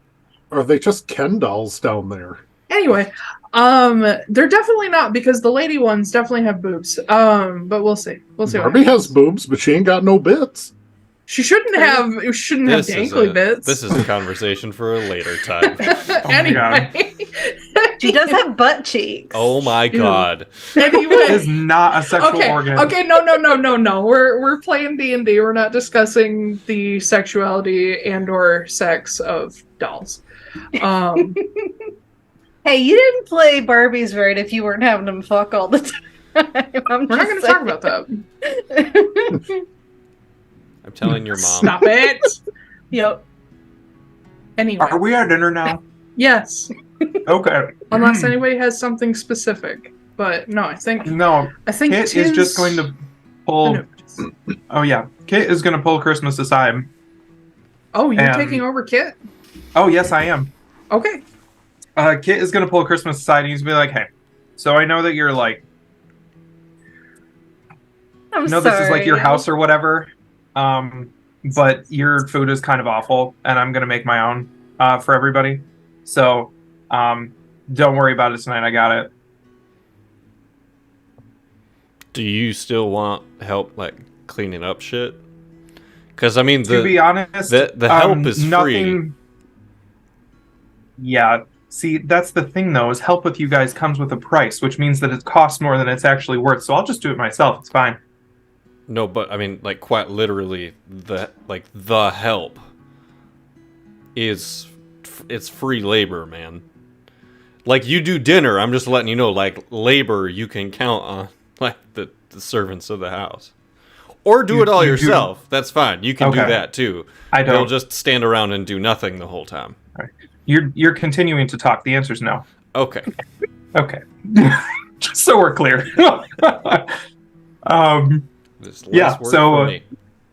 Yeah, Kit will go up to the table and he'll be like, all right, idiots. And he, like, slams down this gem-encrusted bowl. And he's like, Oh! Yay. I've been saving this for a long time. And to be honest, ain't nobody worth spending it on. And I don't really want to die tomorrow. So, here you go. And I cast Hero's Feast. I flipped a coin whether to take this spell or not. And the coin said no. So I'm thankful you're doing this. Yes. So everybody is going to increase their maximum hit points by 18. For the next 24 hours, you are going to be immune, or you are cured of all diseases and poison. You are immune to poison, which probably be really great for Sav, and being frightened, and all wisdom saving throws are made at advantage. Nice. For the next 24 hours.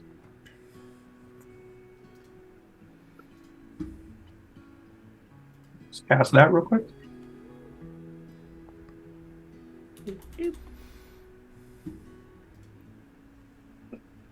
Okay.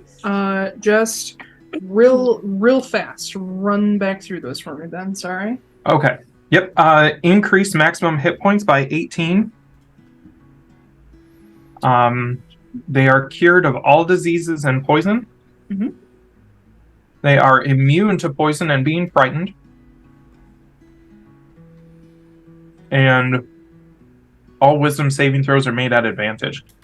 Oh, that is so helpful because I am so sure that there's going to be something. Yeah, I saw like the poison and the wisdom throws and the frightened, and I was like, yeah. Hero's Feast is Baller. like the ultimate anti-big bad spell. Yeah. Mm-hmm. Quite literally. Like, it made the difference between, like, Vox Machina making it through some of their final battles. Mm-hmm. So, this is pretty fucking good. Yeah. Also, make sure that you guys have, before you add your temp HP and stuff, make sure all of your characters are long rested. Mm-hmm. Yeah. Is it a maximum HP increase or is it temp HP? Temp. Maximum HP increase. What? Okay. Oh, shit. Because it can be healed back. It is not temporary. Holy Yeah. fuck. Uh-huh.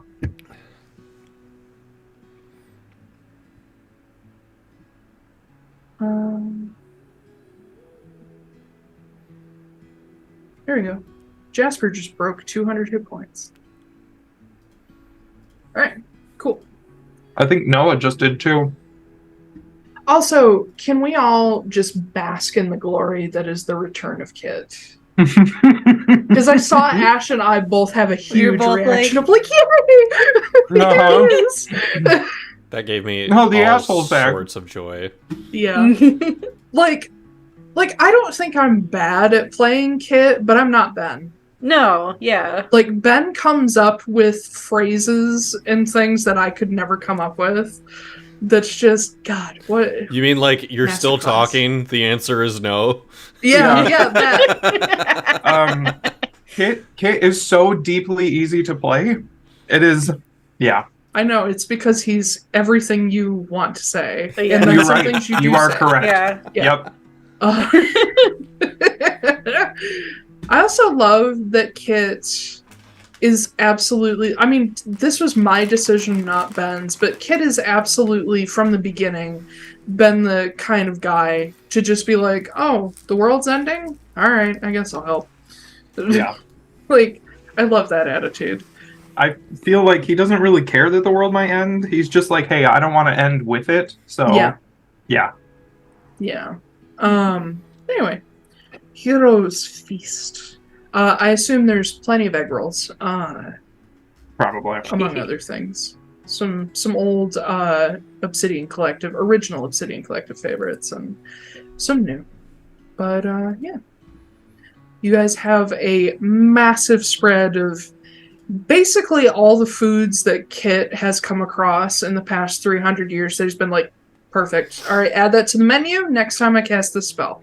I assume he keeps a list. But yeah, there's a few things that pop up that are like not Kit's favorites, but they pop up because they're related to someone. And yeah, it's a big old feast. I love this spell too because there's really no reason for Kit to ever use it unless he's with other people, because all of the buffs this grants he already has. Yep. Okay, Mr. Elder Druid. He's pretty tough. He is. That's why he's probably gonna live till C3, but we may never see him. We'll find out.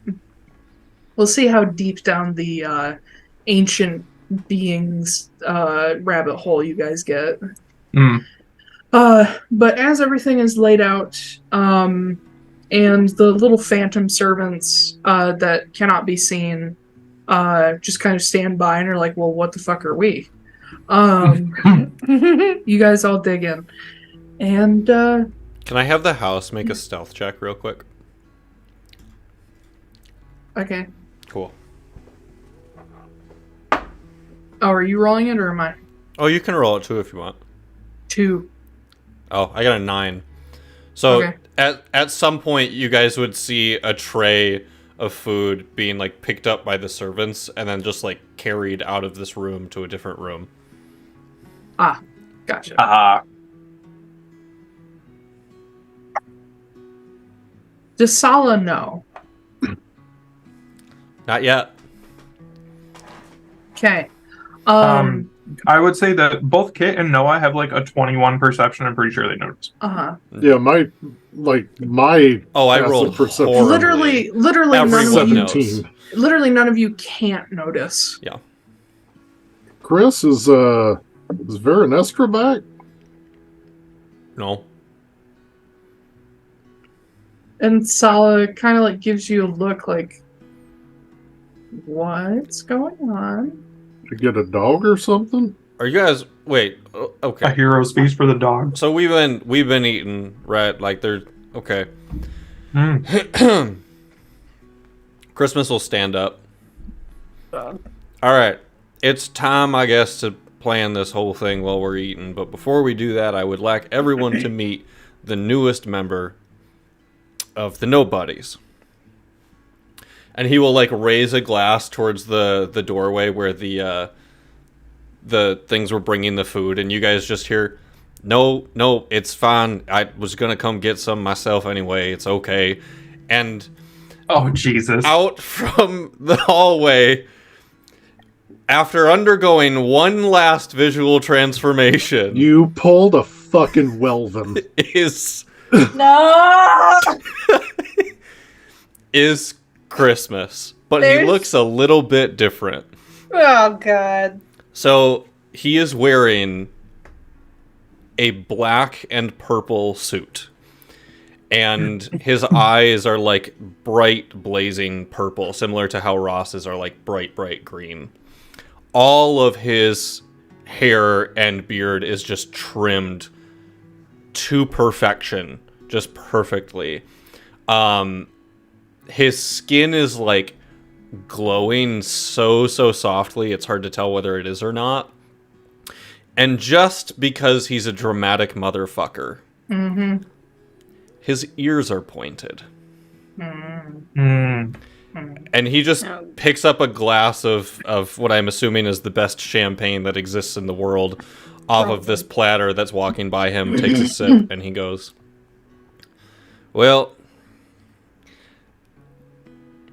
there's something I've been meaning to tell everyone, and I guess now is the best time You're a twin. Christmas, and then the other Christmas goes, I agree. And Sala raises her hand. This is the weirdest Both thruple Christmases I've ever point seen. at her and go, yes, dear.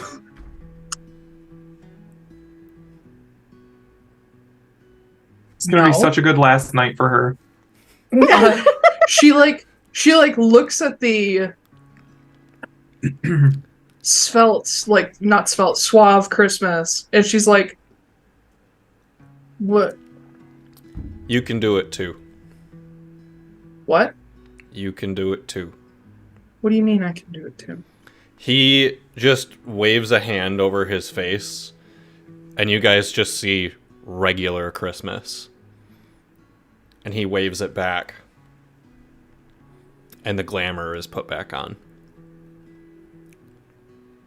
First of all, which of you is my actual husband? They I'm a both little raise confused their at this. hand. No, because if you try to pull that shit, both of you are sleeping on the couch. Together? Christmas. Magda gets up and leaves. She leaves. No, Magda, come back! It's gross, though. You're disgusting. And Sala is like, what's happening? They're both talking at the same time again. It's a spell called Simulacrum. No, hold on. I got it. You don't have... No. It's okay. God damn it. I hate this. They both go silent for a minute, too. They take an extra long pause. You are the most annoying person I've ever met, Christmas Fortunemær. The sexy Christmas is like, it's me. I am the real one. What you are seeing over there is similar to the spell I wanted to cast in where the fuck were we a couple weeks ago? Anyway, similar to that. It is technically an illusion, but it's been juiced up with some I guess some snow and ruby dust and residuum, and because of those three things being added in, it takes on corporeal form and it does everything I do. It's just not quite as... It's not quite the same. Anyway, me is going to go into a bag of holding when we plane shift and come with us, and then we'll pop them out once we get there. And then the other Christmas is like, yeah, and then once I'm out and about, then there will be two of me running around, and we, in case things get real hairy, then there's two of us that can shift everyone out of there, And this is supposed to be a good thing?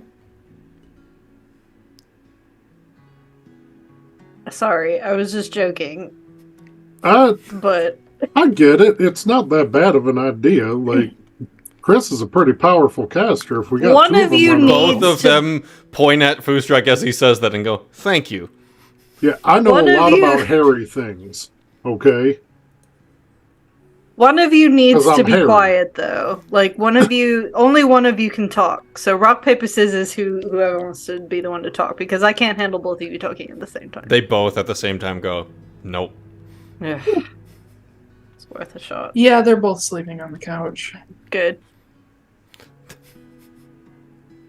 Sexy Christmas looks over at Sala and is like, are you sure? Because this may be our last night together. Are you the original? Yes, he can't do this. Okay.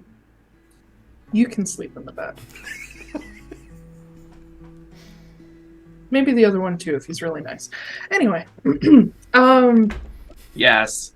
so is this related to the situation with the lady? Yeah. So, guess you're all probably wondering.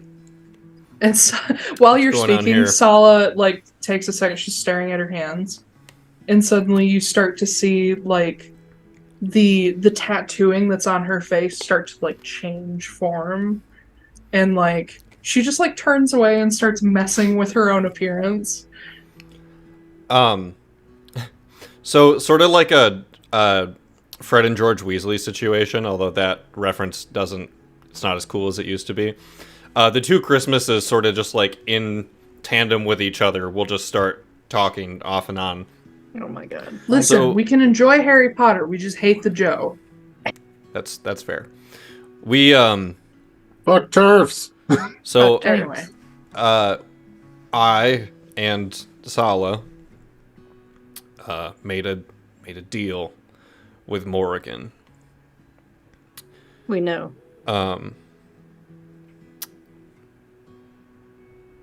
You don't, though. No, I'm just talking about the original one. Oh, Like, yeah. yeah. Oh, gotcha. yeah, that one that Sala was not involved in any way. Yes. Whatever. So, as I was saying, me and Sala have made a new deal with Morrigan. In return for the gifts that we have all been given and the knowledge that was obtained regarding the Vault of Souls and it tying Sav to these realms. Sala and I will be Archfey of the Court of Reckoning. And, well, it started. We have both become Archfey. That's a thing you can do. Apparently. And at this point, Sala rejoins the group, and you guys can see that she's left her appearance mostly the same, but she's definitely refined a few things. Her hair is a little bit longer, and you can see at the very end it starts to fade into her signature blue. And there are designs that are sort of shaved into the shaved side of her head. But most of all, one of the big things you notice is that the tattooing that runs down the side of her face and on her chin is a distinctly wood elven knotwork design that has changed a bit. It has become more like the Norse knotwork, more like the Giri, and more reflective of where she grew up in a Giri family. And you can also see that just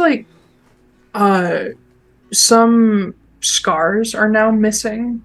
Sala is not a vain woman, but there's a couple things that she's gotten rid of.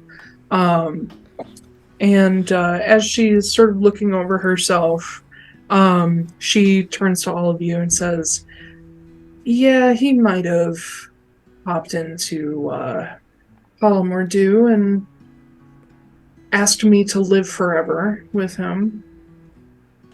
And I don't know if it was a dumb decision or not. That remains to be seen, but I said yes.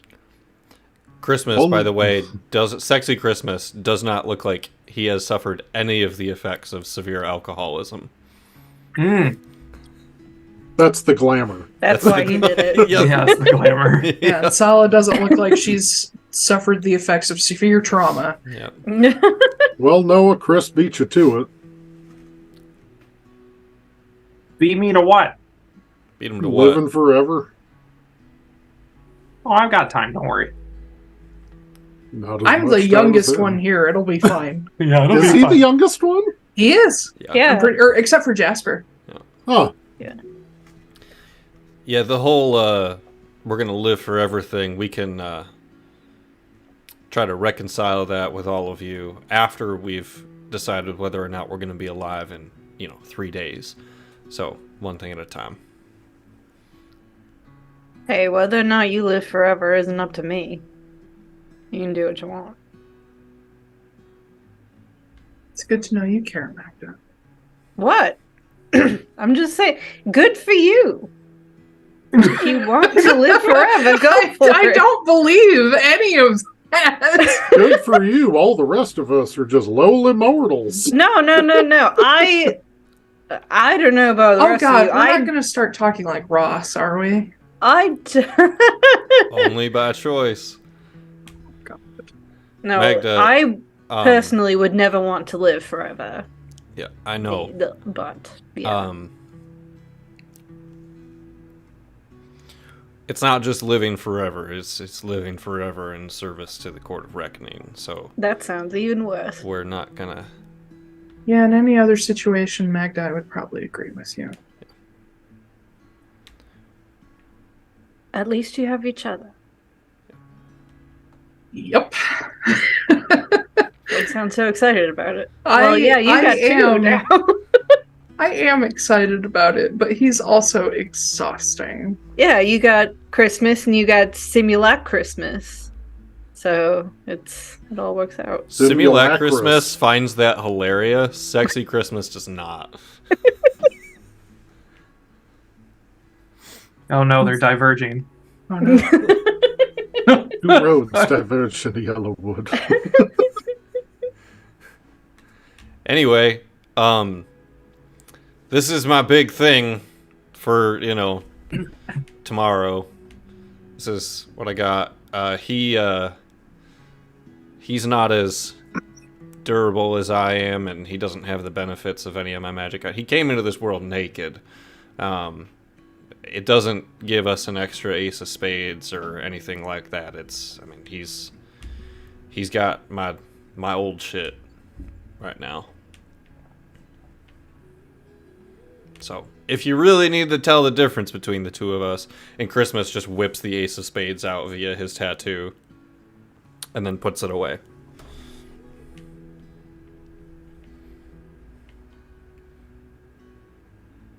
Cool. This food looks amazing. I'm gonna sit down and have some. I feel like everybody's just like, oh god. There's two of them. Christmas sits down and it's just like, gee, tough fucking crowd. Jesus. He sits next to the other Christmas. And they'll just, they don't start talking to each other, but that's what Christmas has got.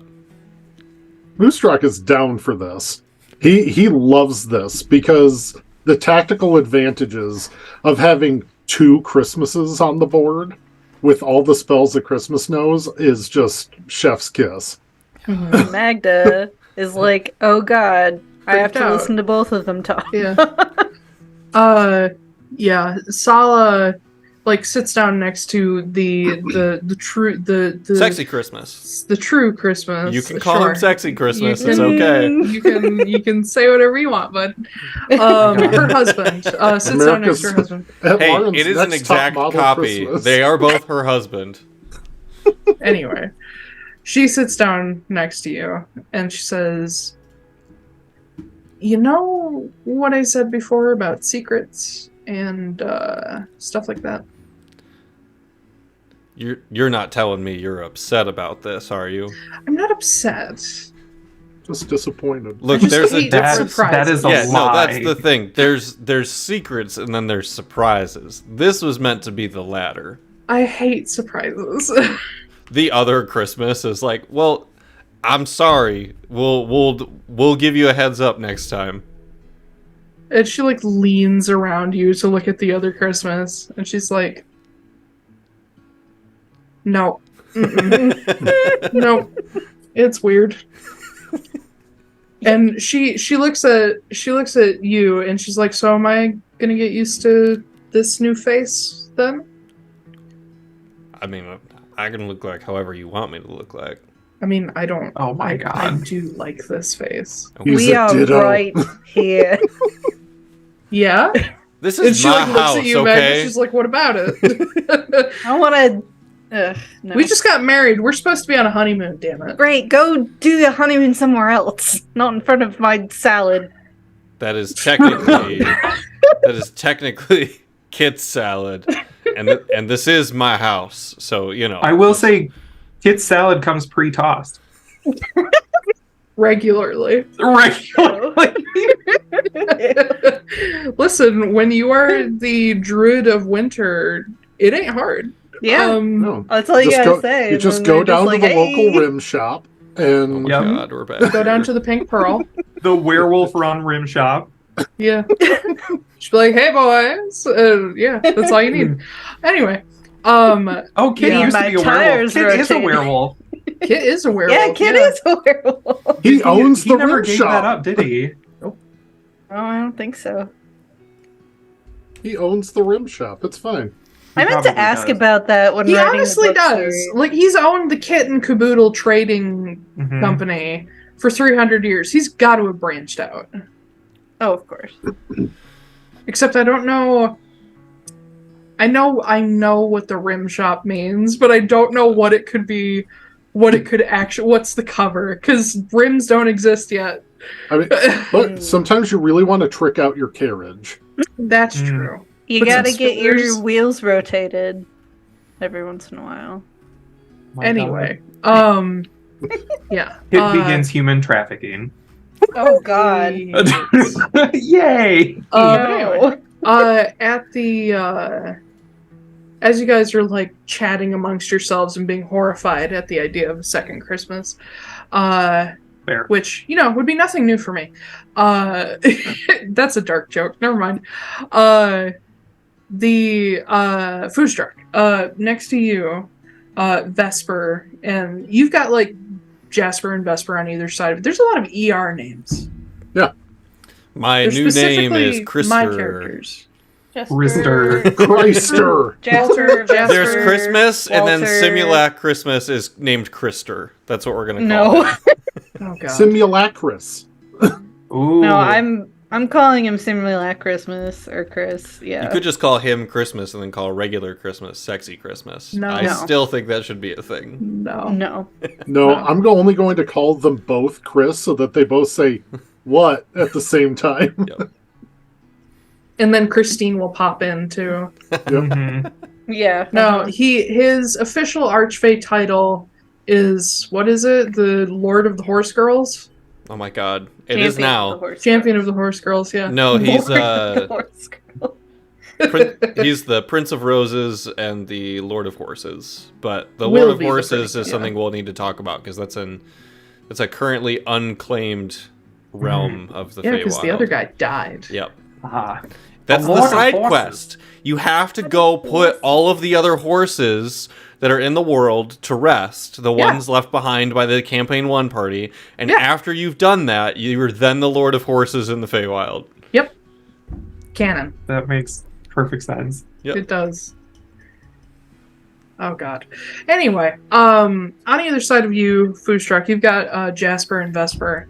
And you get the idea that Vesper is not used to like big gatherings like this, even though she is a member of the Obsidian Collective.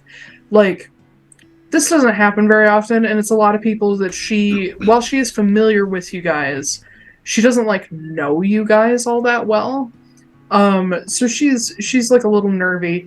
But you notice that Walter in particular has noticed, and over time you guys have seen Walter kind of soften up a little bit, where he's more willing to put up with shenanigans, especially Noah, and more like open with some things. But there's just like this cute little moment happening where Vesper's kind of nervous and keeping to herself, and Walter has taken it upon himself to like lean over and talk to her, and like, because he is a more familiar face, being that he was close with Leon. But just a little moment like that. When he's doing that, Yeah. I'm gonna like kind of like lean back just a little bit so I can see him and just be like give him like a nod. But then I'm also gonna like act like I'm writing a letter and point to myself and then like a thumbs up, like a sending motion, asking him if he sent my letter. And as there's a moment when Vesper like looks away from him, and Walter looks at you and nods, and sort of motions to himself and nods again, like he also sent his. And I just mouth thank you. But yeah, you guys enjoy a lovely dinner. Just all the meals entertainment is just purely Christmas and Kit, I imagine. And Christmas. And yep. And Sala, Chris my. and Sala being at first disgusted, but then intrigued by the second Christmas. To the point where she's like, all right, this is weird, but yeah, I guess he can come too. What? 2 for the Ash, first what is one. wrong with you? Is this Magda or is this Ash reacting? This is Magda. Oh, okay. And it's solely because it's Christmas. Yeah. Oh, okay, okay. If it was anyone else, she'd be like, whatever. Yeah. I considered having. If it was 2 Gwens, Magda would be like, oh Yeah, God. oh yeah. I Yeah. considered having the reveal of the additional Christmas be that the simulacrum like gets messed up, like which room is his, and ends up in Magda's room on accident, and then Magda walks in, and then the simulacrum Christmas is just sitting there. Oh And God. then she destroys it. Just here like- across the house. No! Magda, I think, like, considers Christmas like the annoying brother. Like, just you two constantly give each other shit, so like you're Yep. just always like, ugh. The So a couple of things to note about the simulacrum. It cannot regain spell slots, and it cannot like level up or anything like that. It has half the number of hit points that Christmas has. It also requires 100 gold worth of herbs and secret ingredients, 100 gold worth per 1 hit point to be healed at an alchemical station. Magic cannot heal it. Potions cannot heal it. You need to spend a fuck ton of money and time to heal it. So no one go fucking around with the simulacrum hurting it before we do this thing, because every hit point is incredibly precious. That's what happened to Colonel I Sanders. He just ran out of the don't 11 know. herbs and spices to Yeah. heal up his simulacrum. I don't know who you're possibly directing that at, but I know it can't be either of my characters. He's also not resistant to fire because he doesn't have the ace. He has a lower AC, so he's there to cast spells and stay out of the way. He's not going to survive this battle. No, hell no. I've got a way for him to stick around a little while longer. It's okay. He doesn't have a soul, so who cares? It's true. He is, Wow. for all intents and purposes, he's just an illusion that's like corporeal, basically. Yeah. All right. Well, anything else you guys want to do that? Well, did you guys want to talk over your actual plan or?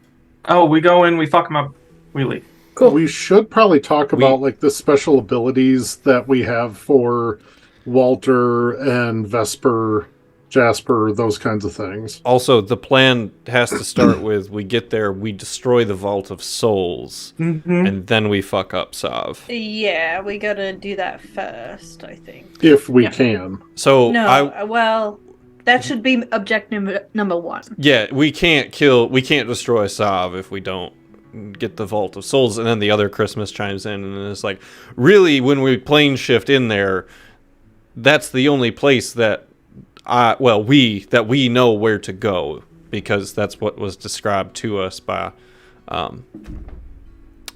who did you talk to the other day about that? It's like, oh, the guy that Flameheart looks a lot like. Damn it, who is that? Hesperus. Yeah. Hesperus the is who god. Yeah. So, yeah, I talked to Hesperus, and that's the only place we know is literally inside the Vault of Souls. So that's what we're going to aim for.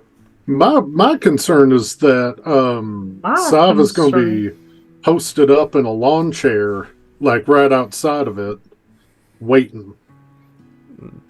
Well, if he's outside of it and we're inside of it, then we destroy it, then, he'll be conveniently placed for us to fuck him up. I mean, he could potentially just stroll on in. I would assume he has a key. Maybe. I mean, no plan survives contact with the enemy. We just go in with what we've got. Yeah. I mean, my plan to destroy the Vault of Souls was to bring along Noah. That was my plan. Yeah. At that, Chips, who I assume is here, because we've been talking about them, he pipes up. He's like, oh yeah, by the way, bud, do you have your box or like a bag that I can put stuff in? Sure. Bonus action box. Just a giant fucking coffin appears on the table. Literally the size of a coffin, gigantic, like stone and gold laid with runes.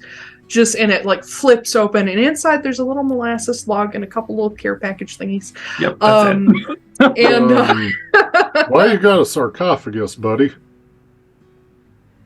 I don't know. Ask my mom. I just asked for a box. She's the one that made me a casket. you said, you said a box worth 5,000 gold. Now, God damn it, there's only one box in this world that's worth that much money, and it's the boxes that funeral directors sell. I love this idea that she didn't make it. She just like bought a casket and modded it. I kind of think that's what happened. She's like, let me buy the most expensive box I can and make it more expensive.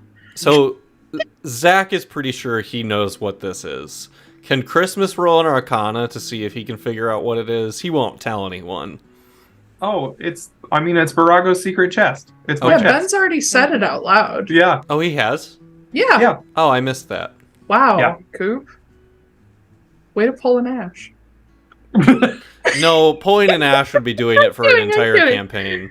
And then punching a kid. Yes. Oh, we're so mean to Ash. No, I'm Yeah, sorry. we Ash are. never managed to hit the kid. Oh, that's sure true. are That's very mean to true. Ash. I'm sorry. It's so easy though. I'm sorry. Just seen it in another campaign. She tried to intimidate an 8-year-old. Listen, Ash, next I campaign, if anybody gives you shit, you could just not heal them. Or help them at all. That's Yeah, fair. honestly, I'm You will gonna be be the your cleric. heal bitch, so you better be fucking Yeah. nice to me. You be the grave cleric. That you are literally the line between life and death for these fuckers. That's fine. Someone be mean gets- to me. I'll remove your advantage. Someone gets crit, Doesn't and matter. Ash is just like, well, I could remove that critical hit, but you've Yeah, been mean to but, me lately, so So- you're dead. Take that nat 20, bitch. Just start giving Ash disadvantage on a bunch of Also, rolls. Ezra is petty enough to do that, or is petty enough to do that. So. I know. I've Actually, gathered you already from what said little petty. I've heard about Ezra that they're definitely petty enough. Mhm. But anyway, yeah, while Christine goes on a tirade about the prices of caskets and how death is an industry, she... I feel like Kit is in the corner. He's like, don't you just like burn people or whatever? Like, why are we doing this? Plant a tree in their face. Takes Shut, care of Kit. it. And she just keeps going on her little thing. Christine is one of the few people that can like directly mouth off to Kit. But she just like takes a moment to be like, Kit, shut up. And continues on her little tirade about caskets and how expensive they are. And meanwhile, Chips, still hobbling like a penguin because he's not used to his new leg yet, walks over and starts like fishing around in his bag of holding and just starts chucking shit into the box. And Oh. you see like a cylinder go in there and another cylinder, a little orb, some wrapped up fuse twine, just like a bunch of shit. So Ben, if you would like, you can add 3 sticks of dynamite, Sweet.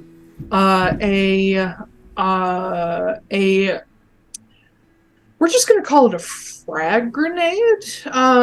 It's a bomb. It's not a grenade, but it's basically a frag grenade. Okay. It would be, what is it? 50 feet of fuse, basically. So if you want to set something up and run away, you can. Okay. He will also throw in wire and a plunger. Like an explosives plunger. Oh, I can imagine like a toilet plunger. And I was like, Christ. why?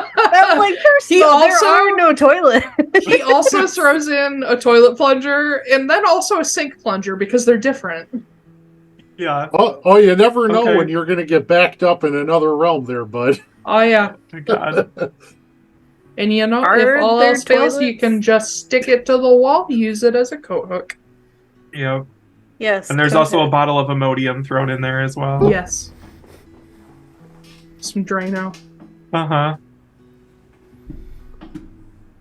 Oh my god, okay. Well, yeah, thanks. Perfect. Do we want Yeah. I have a question. Have I seen the core crystal with Magda yet? No. No. Okay. That's all. I was just Wait, curious. where is it? In my pocket. It's in your pocket? Okay. It's in your pocket? Mm-hmm. Okay. I just double checking. So you have noticed a very large softball-sized bulge in the side of Magda's pants.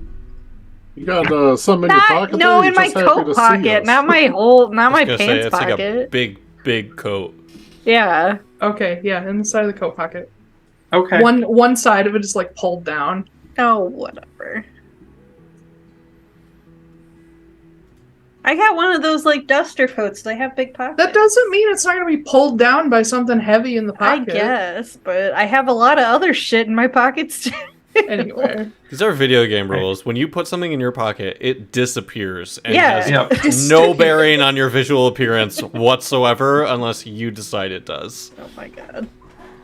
Anyway, no, you have not seen the Okay. core crystal. All right. I will say, I give Foostrak how many growth potions do you have? I think I only have one. Let me double check. Yes, I have one. Okay. I give 1 growth potion to Foostrak. I give 1 to Jasper. Because that's an extra D4 every time he hits somebody. So, and It's a lot when you're a monk. yeah, I think I'm just gonna hand those 2 out, and then I give a 1 greater healing potion to Magda, Foostrak, and Christmas, and Sala. So that's 4d4 plus 4.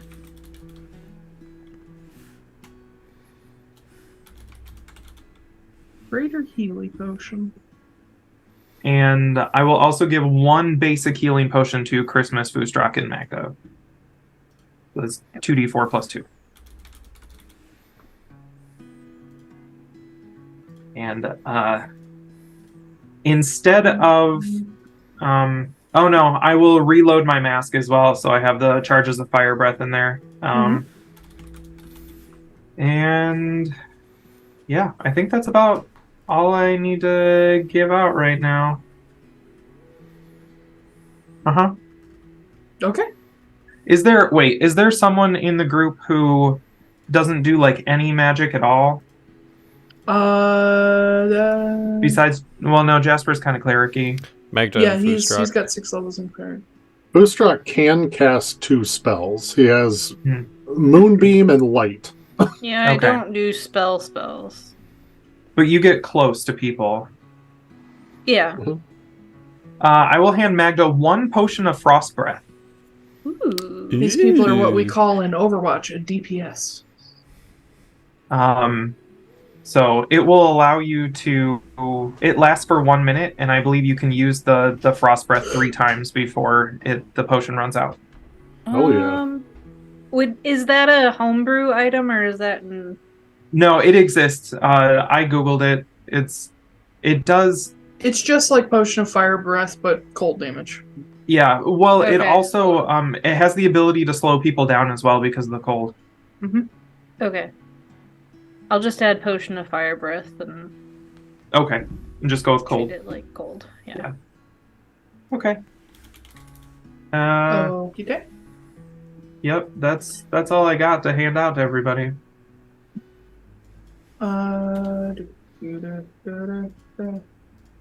Double checking character sheet. Oh, you said he gave me some wire? Yeah, you got 50 feet of wire that can be used with the plunger to set off an explosive remotely. Oh, I thought there was wire separately. I mean, you can separate it from the plunger, yeah. Okay, I'll use a couple feet of wire. I'm gonna lash those 6 glass bombs together. Oh, okay. So they're just 1. No idea what those do still. Oh, shit. For what? So for my shield... Yeah. Is there, like, 2 leather straps in there that... Yeah. Okay. Well, if I'm going to use the core, then I'm gonna have to hold it. But I mean, you it's can hold stuck it to behind the me- shield. Yeah, if it's stuck to me, then I guess I can still use my fingers to grasp onto it. If that'll work. Yeah. Okay. You can adjust the wrist strap so it actually holds to you so that you don't have to hold on to it. Yeah. And I imagine you can still work the wire with your fingers. Yeah, you will be able to. I've made this so that you can use it and a shield still. Okay. Cool. I do want to bring up the special abilities. Anybody who doesn't want me to share their NPC's special abilities, tell me. Just the last one. Don't share the last one. For Vesper. Gotcha. I don't think even Foostrak would necessarily know about that. It would be more of a hunch. Yeah, I don't even think Vesper would know for sure. She would be aware now. But anyway. Yeah, that's fair. So Vesper's 2 of 3 of her abilities. One is called Birthright of the Hydaelyn. She may sacrifice half her HP to cast a 9th level spell that she has knowledge of, and the materials for once per year. The second ability is Called to the Core. If Vesper is within 15 feet of the core staff when it is used to amplify a spell, the core can draw upon Vesper's power to amplify spells further. This adjusts kind of per situation. So I basically said, per the DM's discretion, based on the spell being cast, this can manifest an extra damage, a higher save DC, etc. So it will pay to keep Vesper near Magda. Yup. Ash, did you hear all of that? Jesus. That's a no. I'm sorry. Once again, Vesper has an ability called to the Core. If Vesper is within 15 feet of the core staff when it is used to amplify a spell, the core can call upon Vesper's power to amplify further. Changes based on the situation, but can increase damage, make a higher save DC, etc. Okay. Is So there a written... being near Vesper good. Can you send me that in written form? Yes. Thank you.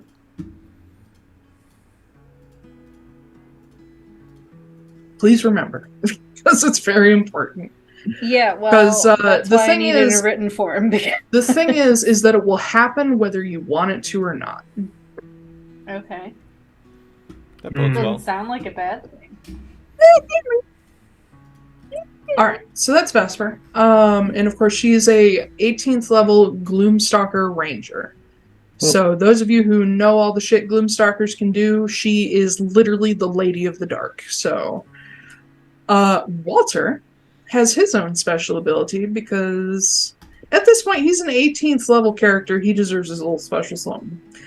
His special ability is called Voice of the Moors. Walter carries a natural air of authority that may be wielded to throw enemies off in a crucial moment by intimidating them into failure. He may cancel out an enemy's legendary resistance when it's used to succeed on a saving throw. This ability can be used. Cool. This ability can be used once per long rest. Can you also send that to me because I do not think that was sent to me. Are you controlling that is in the Walter? character sheet. Uh-huh. Yeah, it's on Is Walter's it? notes. Okay. God damn it. I hate this fucking thing. Alright. There you go. It's in his notes? Yeah, it's in his Okay, notes on yeah. his character sheet. I told you guys to read these. I thought it was going to be like actually like under actions or No, features it's not. and It said it was traits. under notes. Okay. Sala. She has Overwatch, which Koop has all the stats for. She has what we are referring to as burgeoning archfeyhood, but I'm not going to go into that because some of it's secret. But yeah, Overwatch is all the special abilities she really needs. But she has a couple other fun things going on that are currently secret even to her. And then Kit, Mm-hmm. he has He has special abilities. One is Nyx. Even if Nyx is not physically present, Kit can draw on his power to add 1d10 cold damage to all attacks, and Kit is immune to cold damage. Fuck yeah. Does that include spell attacks? Yes, any attack. Sweet. Cool. He also has an ability called Conduit of the Collective, which all of the experienced bearers have. As one of the people who channeled one of the original bearers, as one of the people who channeled their power through Marin in the final blow against Ilarka, Kit later learned he could repeat this when supporting others. When an ally within 30 feet of Kit makes an attack, Kit can use his reaction to lend his own and Nyx's power to them and add on an additional 2d10 cold damage. If there are any other members of the original Obsidian Collective within 30 feet of that ally, the damage increases by 2d10 per additional member. Oh, fuck. Yeah. Yeah. If I'm you got excited to all use of that that, if you got all of that and then use the core to amplify it, woof. Mm-hmm. You get double advantage from like Vesper being there because she would be amplified and also add the extra damage. So, yeah, that's your special shit. And of course, Chris has some of the same special stuff as Sala now. Foostrak has the Drahar line. I can be sexy now. Nice. That's it. That's So my could special Sav. ability. Uh, So helpful against Sav. Ash has the core, which I realized I did not write stats for. Mhm. Well, you'll have 2 weeks until next session. Yeah, that's true. I'll have plenty of time. We can beat Sav in the next 45 minutes. What are you talking about? Mm-hmm. I won't even be able to finish describing Stjernegaard in the next 45 minutes. God. Because you guys will take 30 minutes to even teleport there. But yes. I keep hearing Corey, he's playing a video game in the next room while listening to us, Mhm. but every time you say something kind of cool, I hear him go, "God damn it!" And I think he's really reacting to you, but he's not. He's reacting to his video game. That's funny. So yeah.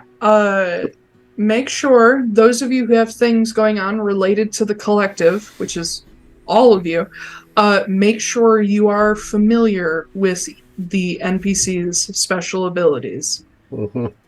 Because it's going to matter a lot. And I'm not going to correct you if you miss things.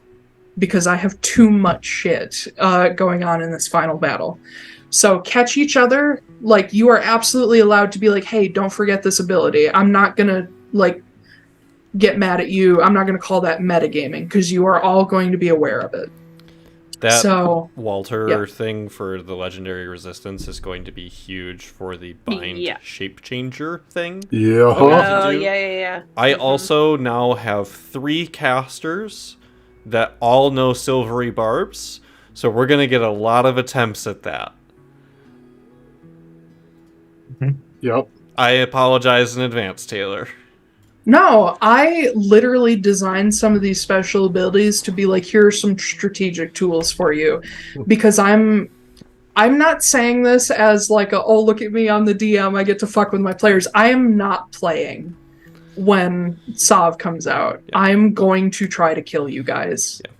Sweet. So Ash, just know, like, when we do that bind shape changer, if he succeeds by using legendary resistance, Walter needs to cancel that because I can make him roll 5 dice and he's going to have to beat a DC 19. So,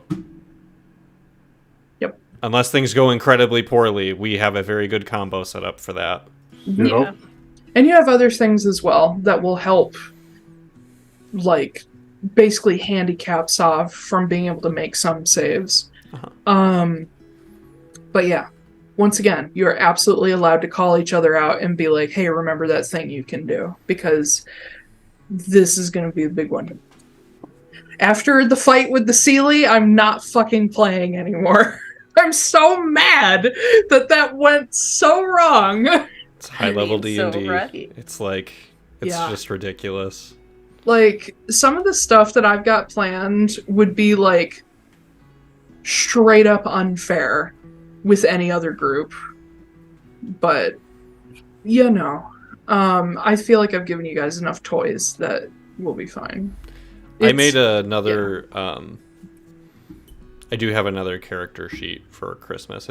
If you want it added into the campaign, we can do that. But I have a character sheet for his simulacrum where I just took away all of his like equipment and shit that wasn't that would be basic good to stuff. have that. If you want, you can send me a link later. Oh yeah, we're still streaming. Yeah. I completely forgot. Yeah. It's only 2:15. Yes.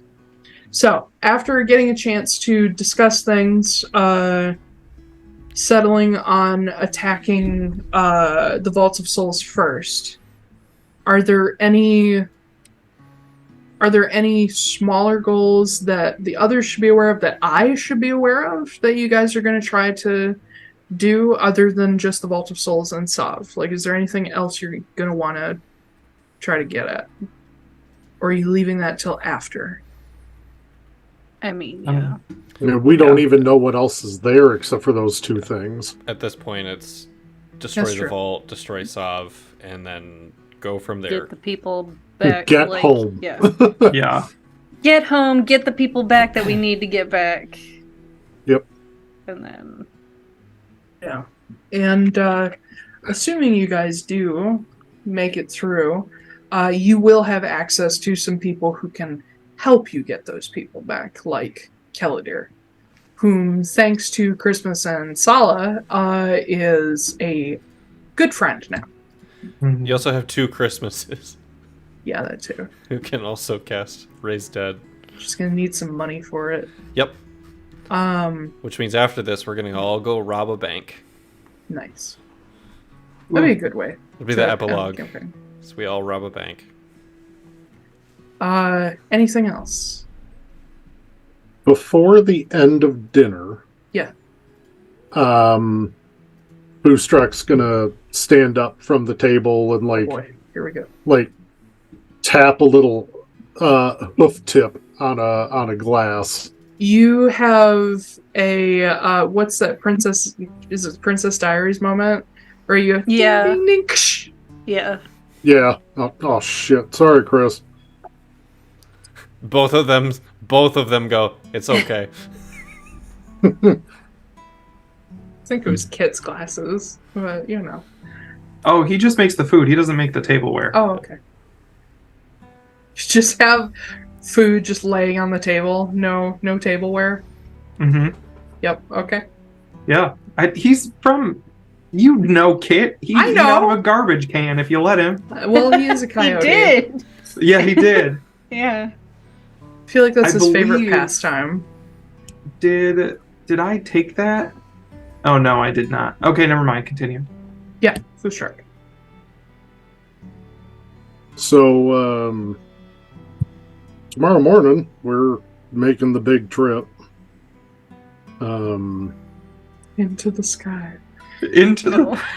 Oh my god. Sorry, it's supposed to be serious. Several months ago, I left home for the first time. And, the world has been everything that my dad always told me it was. It is dangerous, and it is frightening, and there are people everywhere that are more than okay with doing more than a little harm to you. But Atlaran has also been beautiful and wondrous. And I've seen things that none of my people have ever seen. And I have experienced love and friendship in ways that none of my people ever have.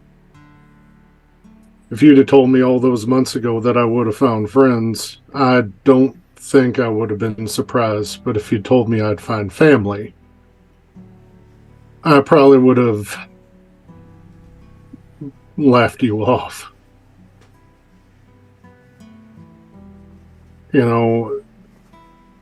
I've met the sassiest blood hunter whose heart grew 3 sizes one day for no discernible reason.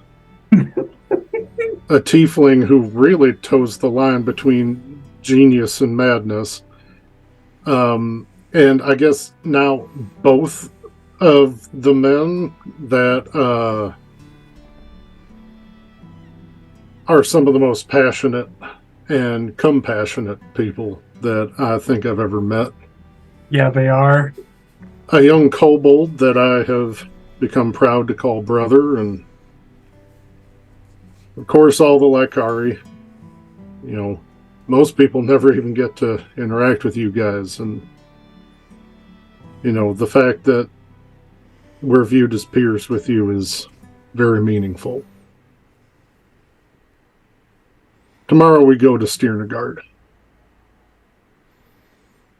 And it has been an honor to get to fight with all of you. It will be an honor to die with you, should that come to pass. But most of all, it has been an honor to call each and every one of you family.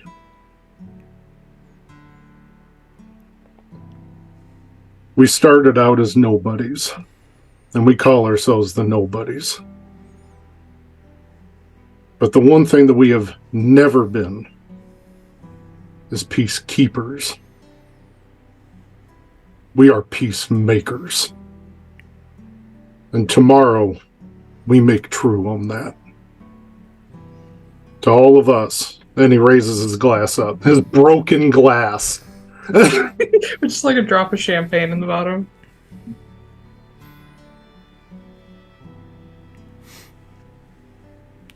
Both Christmases get up and hug Foostrak. Sorry. Yes. Yeah, Vesper was already like kind of leaning into Foostrak, and Jasper. I got real sweaty before saying that, all of a sudden. Your voice broke a couple times. Sure did. I practiced it while we were on break and my voice broke, and I was just like, well, that shit's gonna happen. Aw, buddy. Oh, I've been planning that for like a week and a half. Can I say, like, I know it was Foostrak commenting on it, Lauren, but when you said it, Lauren was beautiful, I got a little choked up, because it was like, thank you. That's why he has a list of places he wants to visit if he survives this. I have something to commemorate this occasion. It already exists. Anyway, going around the table, like, everybody raises their glasses to this, and as everybody sort of sits with those words for a moment, Walter actually stands up. He says, oh God. If I may add on, It rolls his eyes. Shut up, kid. Listen, I know you don't like anyone, but we all like each other. It's sort of a thing. Both Christmases are like, speech! Speech! It's solid. It's just like, God, they're twice as annoying. See? Yeah. And no, Sala's like, I get it now. I get it. Oh God, I'm stuck with him forever. Mm-hmm. Anyway. Literally. Walter stands up and he says, I think we can all agree that I've come a very long way since we first met. And in fact, the first time we met, I'm shocked that someone didn't try to kill me. And he like looks at Magda. Mm-hmm. In my time around this group,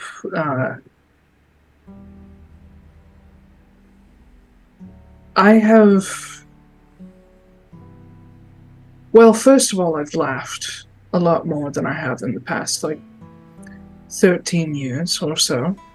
Christmas is trying to recount the number of times he's seen Walter laugh in the last 4 months, and is having a hard time coming up with one. You've seen him laugh before. Okay. Several times, in fact. Okay. If you say so. More so His laughs recently. are very soft. They are. He's more of the, like, quietly, like, laugh through your nose kind of person. Ash, are you here? Are you live? Yep, my headphones died right when Walter was starting to get mushy, so I have no idea what. Okay, well, he said... All of the headphone problems. Start over. Go back to Harris's thing. In short, the only thing he said thus far is that he has laughed more with this group than in the past 13 years. And then Koop made the snide comment that he's never seen him laugh, which you have. Anyway. Yeah, that's not true. He continues on. He says, a bit more than 13 years ago, some of you know, I lost my wife to what could be attributed to Sav's machinations. And I also did not know until recently that I was intended to be a tool for him. And as, I suppose, part of the Nobodies, I've been able to throw off that control. And also move on a bit. I've met some very strange, and he glances at Noah, strange and interesting people, to be sure. But I've also met a quality of person that, other than Amelia, I have never met before in my life. And I can't believe I found an entire group of them. Whatever happens tomorrow, or however long it takes us to reach Sav, I have found my own way of making peace before we go. And that is mostly because of all of you.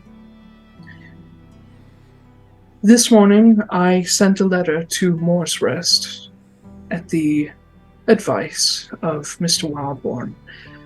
A letter to the steward of Royal Affairs, and a letter to we think, my mother, the Queen Diana Moore.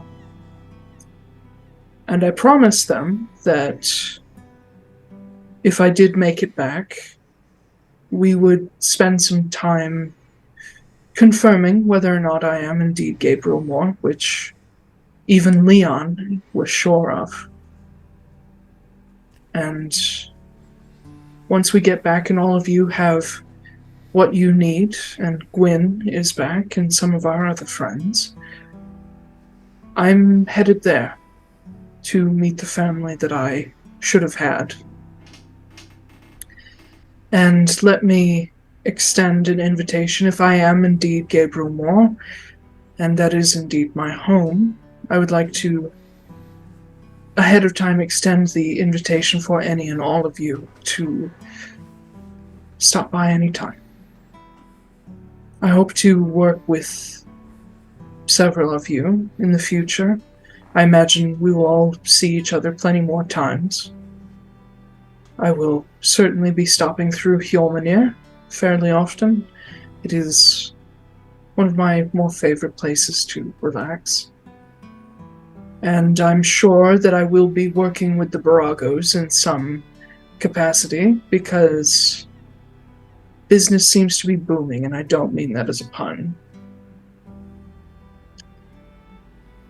But in the end, whatever happens tomorrow, I am grateful to call you my family. And that was not a word that I ever thought I would use. I don't need glasses raised in a toast. I just want to say thank you. Both Christmases put their glasses down. Foostrak hugs Walter. And he kind of like tenses up a little, and then he's just like, pat, pat. Just let it happen. I am. I am. But yeah. Does anybody else want to make a speech? Absolutely not. Okay. Noah just like stands up and gestures to the coffin in the middle of the table, Mm-hmm. and he's like, if anybody has some stuff that, like, if you die, you don't want anybody to ever find again, just put it in here. If you have some secrets. Oh, God. That's dark. Do I put the conduit in there? I mean, I'll give it back when we're done. My I know, entire but then if I die, it's internet just- search history. It's in just gone forever. You- Wait. If I die, can you still get it out of the box? Yeah. Okay. Yeah, I'm going to put the conduit in there and just let him know that it needs to go to, I think it was Calfaro? Calfaro. Yep. Calfaro. If I die, it needs to go back to Calfaro. Mhm. Okay. Like, He's the- write that on a piece of paper and wrap it around it and Go tie fair. it and Yeah. drop it in there. Actually, Vesper will throw something in. You see her pull a small, like a rupee-shaped sapphire from her bag, and she puts it in the box, and says, "If I don't make it back, I don't want Sav to have hold of my bow. So if I don't make it back and you do, that gem will. It's a word of recall. So it'll bring the bow to you. Okay. I'd like it returned to the Phelan, if that's okay. Another piece of paper and piece of string. Yep. Since we don't have sticky notes. And That'll probably be a comment Noah makes me like, man, these would be so much easier if they could just stick something to them. It's going to be Noah's legacy. Noah Post-it invents notes. the label maker. ooh. Yeah, he invents the Dymo. Mhm. Yeah. I got man, that's actually a good offer. Who else would have a thing to throw in there? The only thing I would not want him to get a hold of, I need to use. So, Yeah. True. Yeah. Yep. Trying to think of who's at the table. Walter will get into his bag and he puts a ledger and he like puts a little note on them. He puts a ledger in there and a journal. One Okay. of them is to be returned to Leon Veneer, and the Mhm. other one is to be sent to Diana Moore. Okay. But yeah, I think that's all for the NPCs. You said it was a ledger and A ledger and a journal. journal.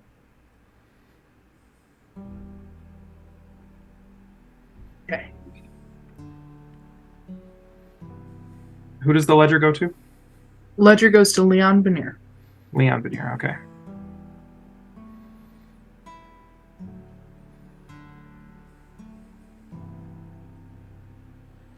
Man, this episode is either like really like goofy funny or Really really dark. like somber. Yeah, it's both. Yeah. It's both. I mean, Well, it's almost like we're all going to our deaths. Yeah, we all deal with dark things with humor, so it makes sense that it's very somber, but also very stupid. Good parents.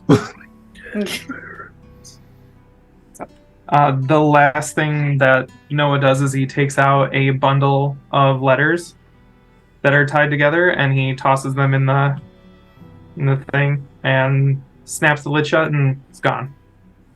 And Jasper pipes up. He's like, what are those? What were the letters? Oh, it's just spare paper. You never know when you're going to want to write your memoirs. Okay. Both of the Christmases stand up. And they both raise glasses. Oh god. No, come on. I'm not gonna try to follow up anything that Foostrak said. The only thing I'll say is I've had a few families now, and he's absolutely right. This is a damn good family. We love all of you, and this, well, there's already been a toast to you, so this toast is for everyone who's not with us, who can't go with us. I don't need to say their names, because we all know exactly who they are, so... Some are already there. Thank you, Foostrak. We'll see some of you real soon, and we'll see some of you after. That's all I got. Cool. Magda will stand up. Oh no! Jesus. How drunk is she at this point? No, she's not. She just looks over everyone and says, I love all of you. Little Jasper gets a smile on his face. And I'll just sit down. I love you. Both Christmases go in for a hug. No, only one of you. Only Group one. hug. I don't want two. Okay, It's but you gross have to and weird. pick which one. I want the non-smooth looking one. I want the normal looking one. Okay. So, Simula Christmas will go give Magda a hug. Can I roll for hug? Can I roll for how good this hug is? Sure. Okay, what do you want me to roll? Performance. Yeah, roll Dexterity. performance. Performance? Yeah. Dexterity saving throw. You're Been a bard. long time since Chris has rolled a performance check. Or actually, no, roll a As a persuasion. It doesn't matter. It doesn't Okay. matter. It's a 1. It's like one of those really awkward, like a kid walks up to you and like, into you instead of hugging you. It's like the cold dead fish handshake of hugs. He Yeah. literally was born today, so he may not have all that hugging shit down that's yet. enough. That's enough. Okay. Okay, thank you. All right. Yeah. But Jasper will definitely like, he like disappears out of his chair and pops up next to you and just a little hug. Mm-hmm. You guys are nap buddies. That's great. Yeah. Yeah. Yeah. Yeah. I'm gonna call it a night. Yeah, we should all probably get a good night's sleep before we leave in the morning. Yeah. We'll leave pretty early then. Yeah. Cool. Mm-hmm. As I'm walking away, I'm just gonna real quietly stop by Foostrak and just put a hand on his shoulder and go, Can you just stop by my room real quick before you go to bed? I mean, I'll basically just follow you there because I'm thinking I'm heading there myself. Okay. We'll just go to your room first, and then I'll let that get started. Anyway, Is that a reference to Sala? yeah, Sala and Simula Christmas. Ew. And Sala's like, Don't wait up. Don't wait up. Okay. And she walks away with him. This is so Oh my weird. God. I Damn, hope he still these has guys all his are gonna HP have- after they're done. A lot of fun over the next 1,000 years. Oh gosh. Oh, God. Anyway, Maybe Gotta she'll keep it learn how fresh. to cast it too, and it's just to force them all the time. I'm going to use Mirage Arcane at some point to just build a mile-wide fuck palace at some point. Like, that's what's going to happen. I'm just going to show up at some city somewhere and be like, no. No. Every newel post is either a dildo or a boob. What Yeah. is immortality good for if not for hedonism? Christmas's realm in Exactly. the Feywild is going to be so horny. Oh my god. Anyway, speaking of horny, Christmas is going to go off with Foostrak now. Is for Yeah. hedonism and unlocking secrets. That's all it's for. I would also like to after dinner find Walter and go to Okay. his room. Okay. So I don't know who's you want to do first, if it's me or them, I mean, but- Koop spoke up first. Let's do Koop's. Me first. So I'll follow Foostrak to his room. I assume that the sky in the room, it's now nighttime. Yep. Yes, it is a lovely, like, the deep purple left behind after the pink and orange fades. You can Yes. you can actually ask the house if you want to change it. Oh, it's like a sun lamp. Yeah. You can also be like, hey hey house, make the sun come up, at such and such point, and it'll wake you up, So, anyway,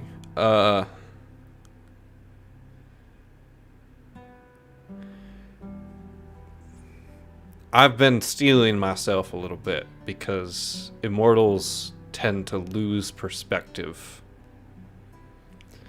and I know everyone is kind of saying Sav is, we all might die tomorrow, and everything ends tomorrow, and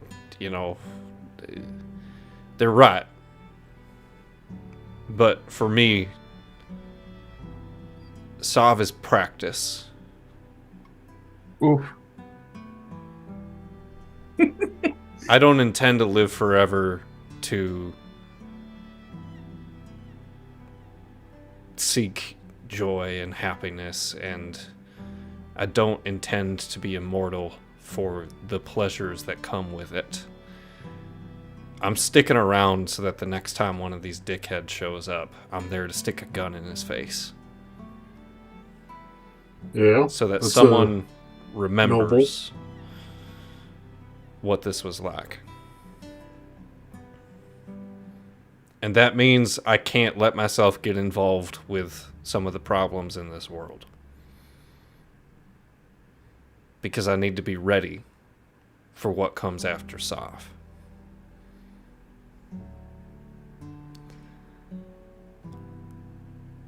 So, I have had an idea.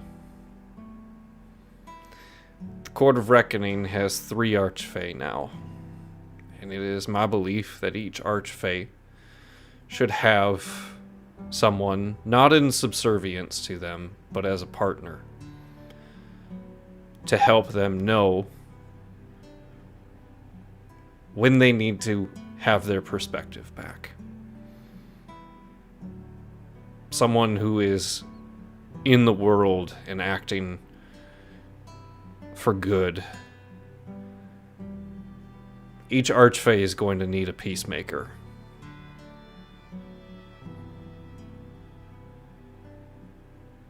I'm asking you to work for me.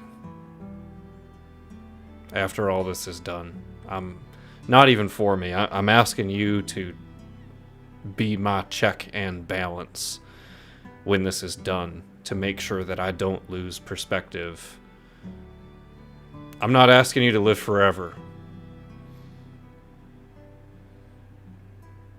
I'm just asking you to help me keep acting like I'm not going to live forever. So basically, just go around, do some good, fight the fights that need to be fought, keep you in the loop of what's going on, and give you perspective on it when you need it. Yeah.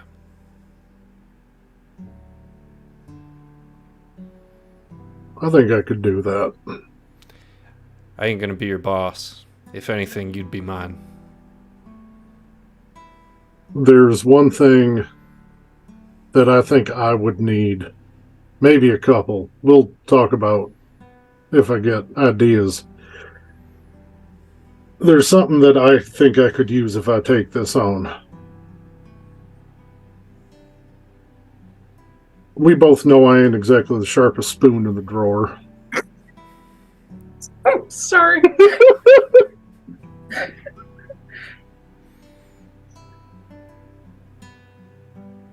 If I'm going to be out there and traveling and helping people and doing good, I can't do it alone.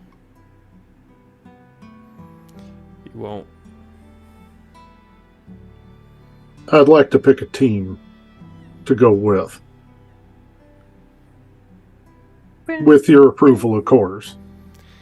You will be free to do whatever you want. Well, I already have a few people in mind, and hopefully they say yes. I know one will.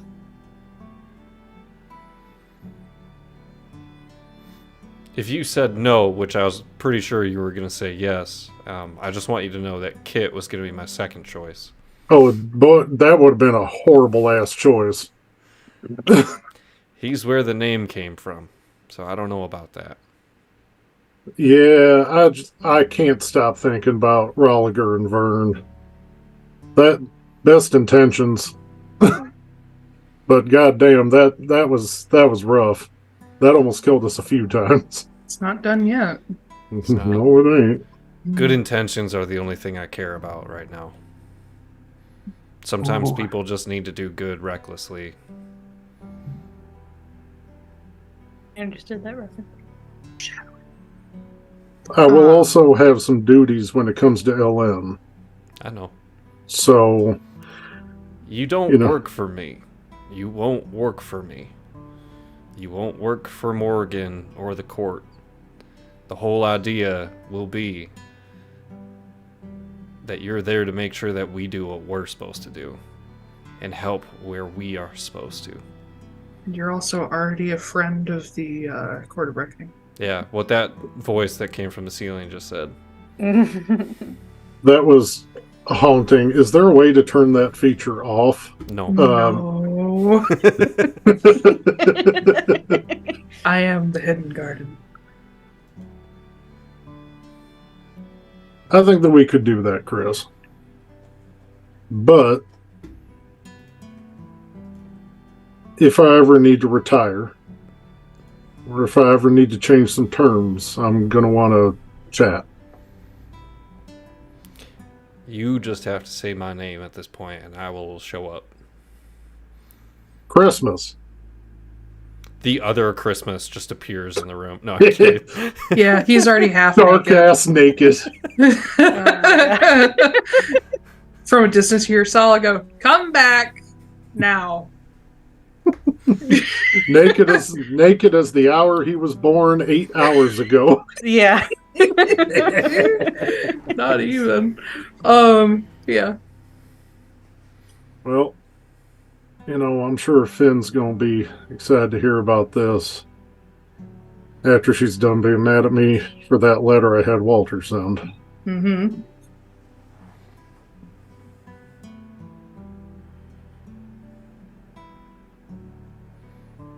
You go get your wife. I'm gonna be in here wishing mine was with me.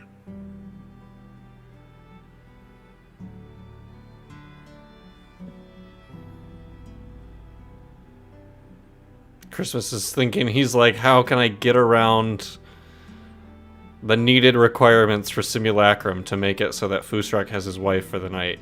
No, it's not. Nope, not. I don't think that's how that works. Nope. No. He's on a ship. Yep. He's just gonna... He just feels bad that he's not going to be seeing her on the night before he is likely to go off to his death. Yeah. She, you don't need me to tell you this, but she's damn proud of you. Yeah, we'll see how that goes after the letter I sent her if I die, because she's probably going to get Zariah and LN, and she's going to beat my ass all over the afterlife if I don't come back. After I get a hug, then she's just going to whoop my ass all over the afterlife. So Remind me the next time I make this house for everyone to put a writing desk in here, because I swear you write more letters than the rest of us combined. Well, it's something that's important. I like keeping the people that are important to me in the loop. I know. Well, I look forward to receiving lots of letters from you in the future. Oh, I'll just pop in. Okay. We can do that too. We'll see you in the morning. Sounds good. Try to get some sleep. Don't have too much fun. Never mind. I'll just go. They can take breaks, and Sala doesn't need long rests. No, she doesn't. She's That's true. Foostrak's gonna lie down in the bed, and he's just gonna stare up at the night sky.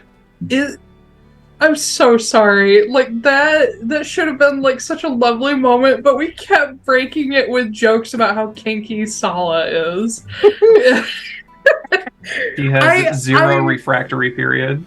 I love the idea that Sala is just this quiet little lady who has come out of her shell a little, but if you really get to know her, she's fucking insane. Literally and figuratively. I think that's why Chris likes her. I can't wait to see what kind of archfey she becomes, if she becomes one. A full-fledged one. Yeah. But anyway, Magda. Yeah. I'm gonna go find Walter. Yeah. In his room. What does Walter's room look like? It looks as drab and stupid as his room in his own house does. Wow. Yeah. Wow. His house is not drab. It's just what's the word? Monochrome. The fact that it's taken you this long to think of it. No. There's a word that I can't fucking remember. Dusty. No. Beige. No. It just looks like a school hallway. Yeah. Like a middle school hallway. Practical and a little Edwardian. Utilitarian. It does look like his room from his house, because I knew that if I tried to do anything actually fun with it, he'd hate it. Well, if you recreated the room from his mansion, what you did was recreate Amelia's room. So it works for him. But with the bed, when you pull the covers back, the sheets are rainbow striped. God damn it. Oh my god. Walter immediately suspects this, what is this a reference to? It's just, anyway, he doesn't pull the sheets back anymore. He just sleeps on top of the comforter. But yeah, Magda, when you get to his room, Walter, the door is slightly ajar. He generally leaves it open a little bit until he actually goes to bed. It's his tiny way of being friendly. In case anybody wants to talk to him. Because oftentimes Jasper will check in with him because Jasper's that kind of boy. But yeah, the door's halfway open, and you can hear the tic-tacking of an auto writer inside, occasionally broken up by the scratching of a pen. I will just come in. I won't knock. Okay. And I'll close the door behind me. Yeah, as soon as it clicks shut, he stops. And he turns, and you can see he's looking down because he expects it to be Jasper. But he looks up and sees you. He's like, Miss Wrenly? Oh, come on. What? Are we really still at Miss Wrenly? I literally call everyone Miss, Mr., Mrs. Magda. There we go. Couple of favors to ask you. Oh, God. One, can you just watch me for 2 seconds to make sure I don't turn into stone or something really quick? And I'm going, before he can say anything, I'm gonna pull the core out. I'm gonna have one hand ungloved. Just in slow motion, we can see Walter go. And I just hold it. Yeah. The instant the core touches bare skin, you feel a shot through your entire body like lightning, and it's not a good feeling. It is painful. And it hits every nerve ending. But as Walter's like picked himself up out of his chair, you see your vision like, I think it's called a vignette, where like the corners come in and like it narrows a bit. Oh God, what happened? God, Koop. God damn it. Christ. Hold on. Christmas and Sol are making plans for a family. God, Koop, shut up. But Yeah, how will they know which Chris is the dad? it doesn't matter. One of them isn't actually They're real. The same. Yeah, The simulacrum shoots blanks. Anyway, it's just snow. Just stop. Oh, Stop. No, not he needs to okay. be hydrated. God. Jesus Christ. Drink more Anyway, water. back to the serious thing that's happening. But as your vision like narrows in, you almost like tunnel vision starts to set in. Walter has like run across the room and like grabbed your shoulder, like, and you can't hear him as he starts to speak. It's like, I'll just say, don't touch it, just let me touch it. yeah, he's not going to touch the core. He's Also, got what's a hand being on said you. in the other room. Oh my God, stop! I will mute all of you except Ash. I have that power. But you can't hear him at all. It's like the moment after an explosion goes off so close to you that your ears ring, where you can't quite hear anything else for a long moment. And the only thing you can hear is like this rumbling that has been in the back of your head all day comes to the forefront. And in your like narrowing vision, you can see almost like the after image of someone else standing where Walter is. And they are huge. They're like Foostrak size. And you see this, despite their height, they are practically skeletal. Just sort of wrapped up in like ragged robes that hang off their body and sort of billow slightly in this, whatever this like ethereal breeze is around him. And you see a little too long neck and a little too long limbs and sort of hunched over, and you see a hood draped around his head. And you see these big like barred tattoos going across his face that you recognize. This is a Goliath. And the tattooing makes sense. It's like a very early version of like Goliath cultural tattoos. And you can see he has this mottled, patchy but long beard that has beads and rings in it. But his head is shaved clean. And two blue eyes stare out at you that are like, they're not shut up, Ben. They're not like ice blue, they're not like an ocean blue. They're somewhere in between, like a very unnatural shade that gives off a pretty intense glow, and he is staring directly at you. And you don't see like his mouth move or anything, but you do hear his voice as he says, "So you were serious?" Hell yeah. I like serious. So, what's first? We're gonna break into Sav's Vault of Souls, and then we're gonna murder him. Vault of Souls. And you see the wraith sort of pull back. Like, again, his mouth is not moving, but he is making all of the gestures. And he looks pleasantly surprised and even a little delighted. Says, that is a very good place to start.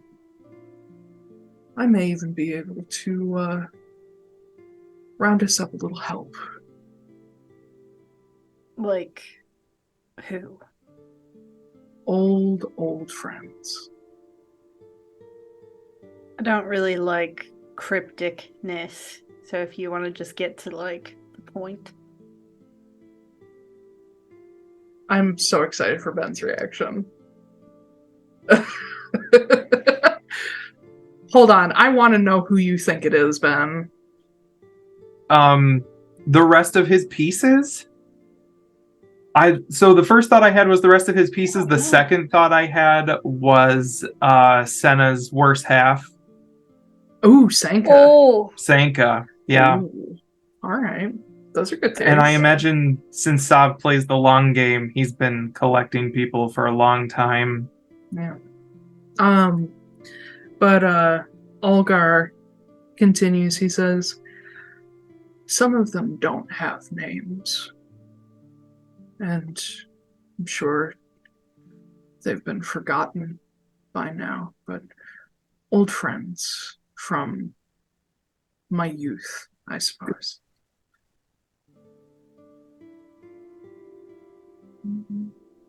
whoever we can get.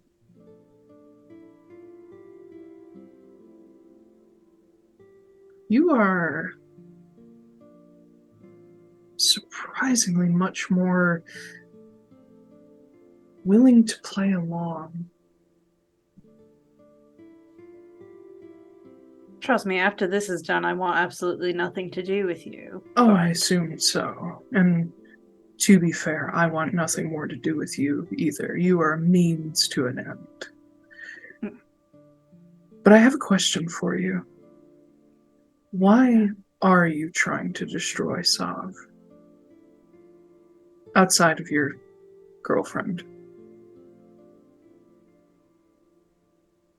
Because he took everything from me. Not just people.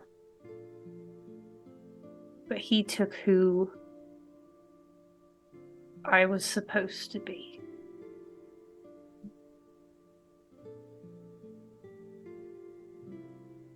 And thankfully, I've made myself into something more than that. But that doesn't mean I'm going to let him off the hook. And who is it you think you were supposed to be?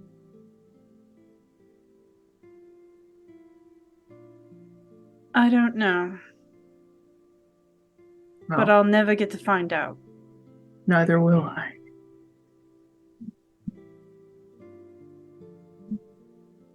I'm just curious, beyond your personal reasons. And he kind of leans down in close to you, so he's actually at eye level with you.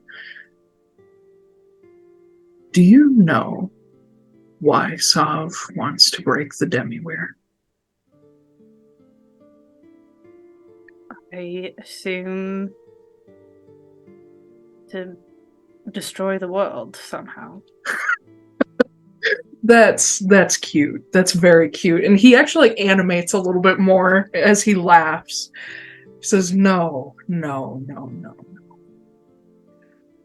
Destroying worlds is so far beneath them. I mean, that's what Alaka wanted, wasn't it? No. He wanted to plunge the world into eternal winter. That's not destroying the world now, is it? It is changing it into what he wants. That's not what Sav wants. Sav has never been like him.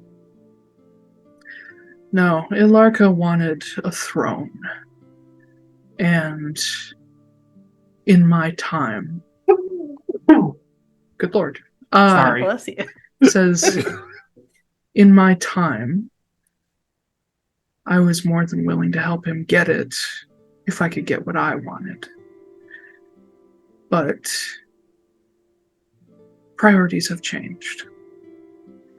Sav, on the other hand, he doesn't care about one world. He doesn't care about ruling over people. He already has all of the things he cares to rule over in Stjernegaard. And he has 2 children that may be dead at this point, but they're still around. Now, what Sav was looking for here and in many of the other worlds he's already visited was the lifeblood of the world itself. There is nothing more useful to a god than more power. Do you know what happened to the last world he left? It was a little place far, far away from here, practically on the other end of the cosmos, a little world called Glavenaw. And Sav, with the world unshielded by anything like a demi-weir or other gods, Sav simply stepped in, leached every last drop of magic from that world, and left. Do you know what'll happen to Atlaran if that happens? The death of everything. No. Worse. And you can see he's smiling through all of this. Says, no magic means all of the mortals, all of the things that don't rely on magic to live will keep on living and rotting and destroying themselves and making a mess of this world. And there will no longer be anyone with healing powers or divinity or any of that wonderful spell casting that fixes the broken. This will become a mundane world. Nothing special. I see you. Uh-huh. I knew what you were doing 5 minutes ago. Uh-huh. I thought you were going to say that other planet was called Earth. Yeah. No, Glavenaw is another original world I created. It is, long story short, it's I created it for a mob crime story thing. No magic. But he says, and with no master arcanists, no archfey, no any of it. It will all be mundane. It will all destroy itself by itself. That's what awaits if Sav breaks the demi-weir. And as a being who is purely magical at this point, it is in my best interest to help you. For this, among other things. Why gather all that magic and just leave these places a husk of what they were? Because there's always a bigger trophy to be won. Atlaran is end far. When there isn't? What? At the end when there isn't? Then he has all this power for what? What's the Ask end him. there? I don't pretend to know the end goals of gods. Maybe he wants to create his own universe. Maybe he wants to be the new Atlaran, the new Io, whomever else. Maybe he wants to create creation in his own image. Or maybe he's much more short-sighted in that. He's just knocking over the dominoes until there's none left. Ask him. Maybe it'll be an interesting conversation. Nah, because anything that he says is just going to sound pathetic to me. He never lies.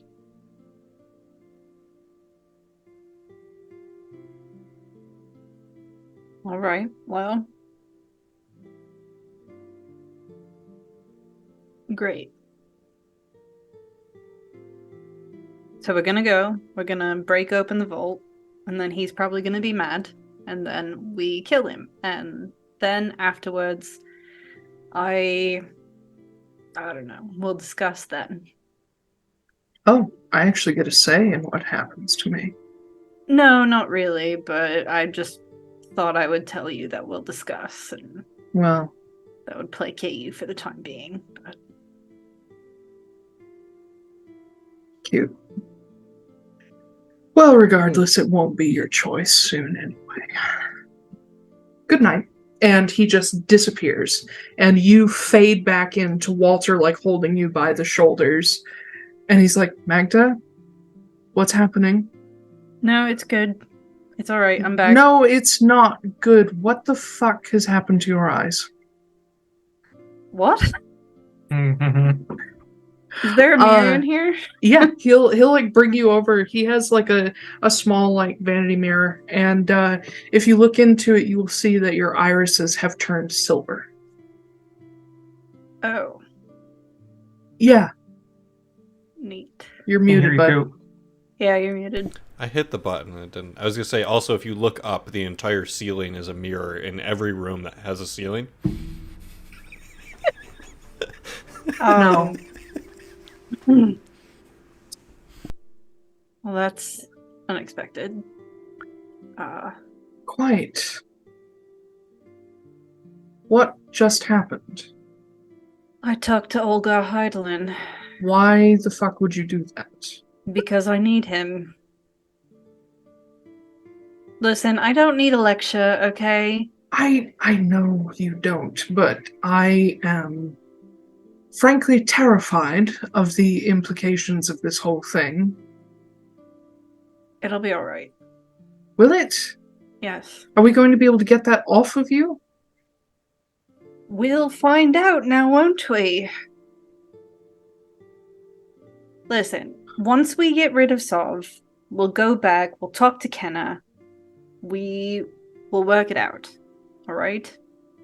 Sure, and if you are overtaken and whatnot before then what happens? I'm not gonna be overtaken, okay? Have you heard any of the stories about what's happened to people who've taken hold of the staves? Yeah, they've been attached to it for like months at a time. I'm going to be holding onto this thing for like a day max. Okay?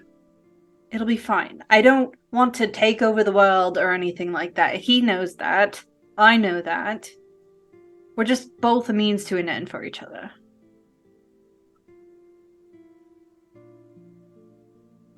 Alright.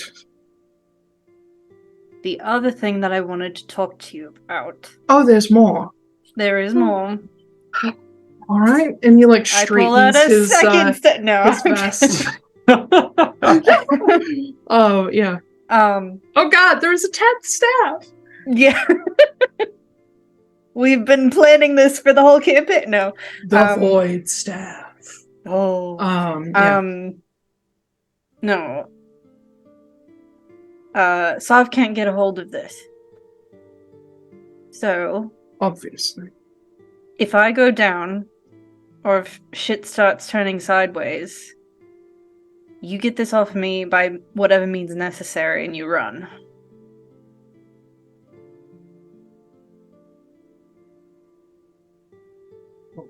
Okay. I'm trusting you to do that because I know that you can get out of there. I know you can bamf out of there if you need to. And...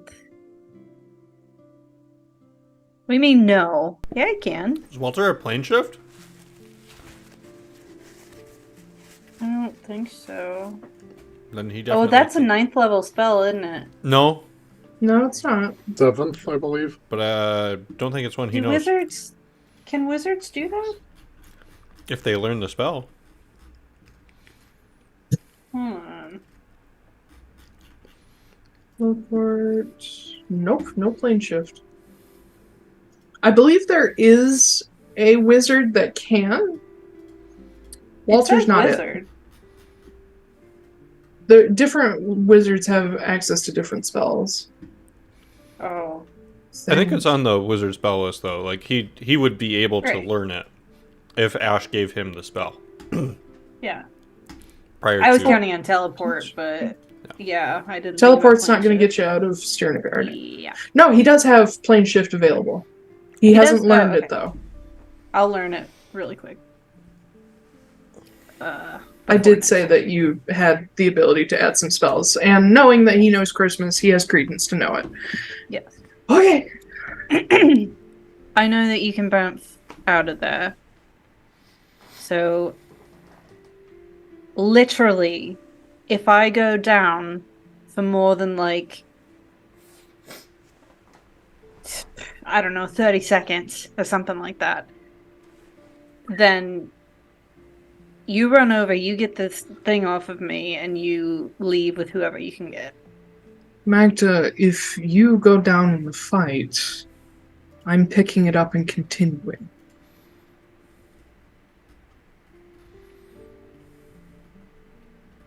As you say, it's only one day. Just know the limits, okay? There are more important things going on right now than my well-being. I get that, but also you don't want to go down with holding this, and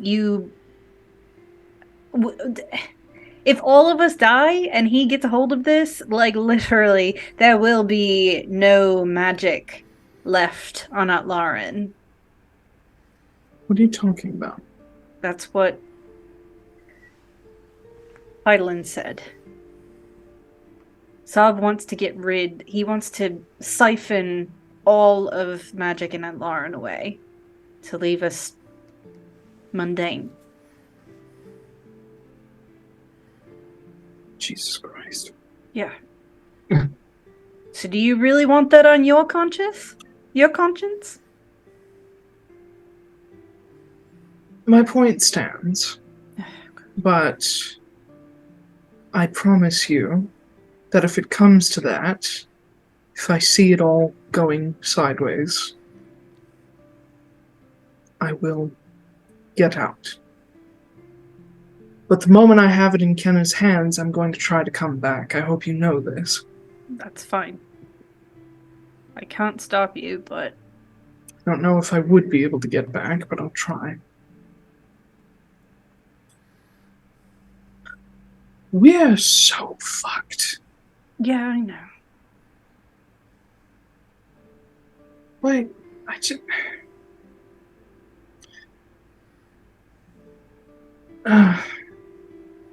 just want to go home. Just want to go home and curl up in front of the fireplace with my wife and just not think about all this nonsense. I'll put a hand on his shoulder and I'll be like, just one more day. That's all we gotta do.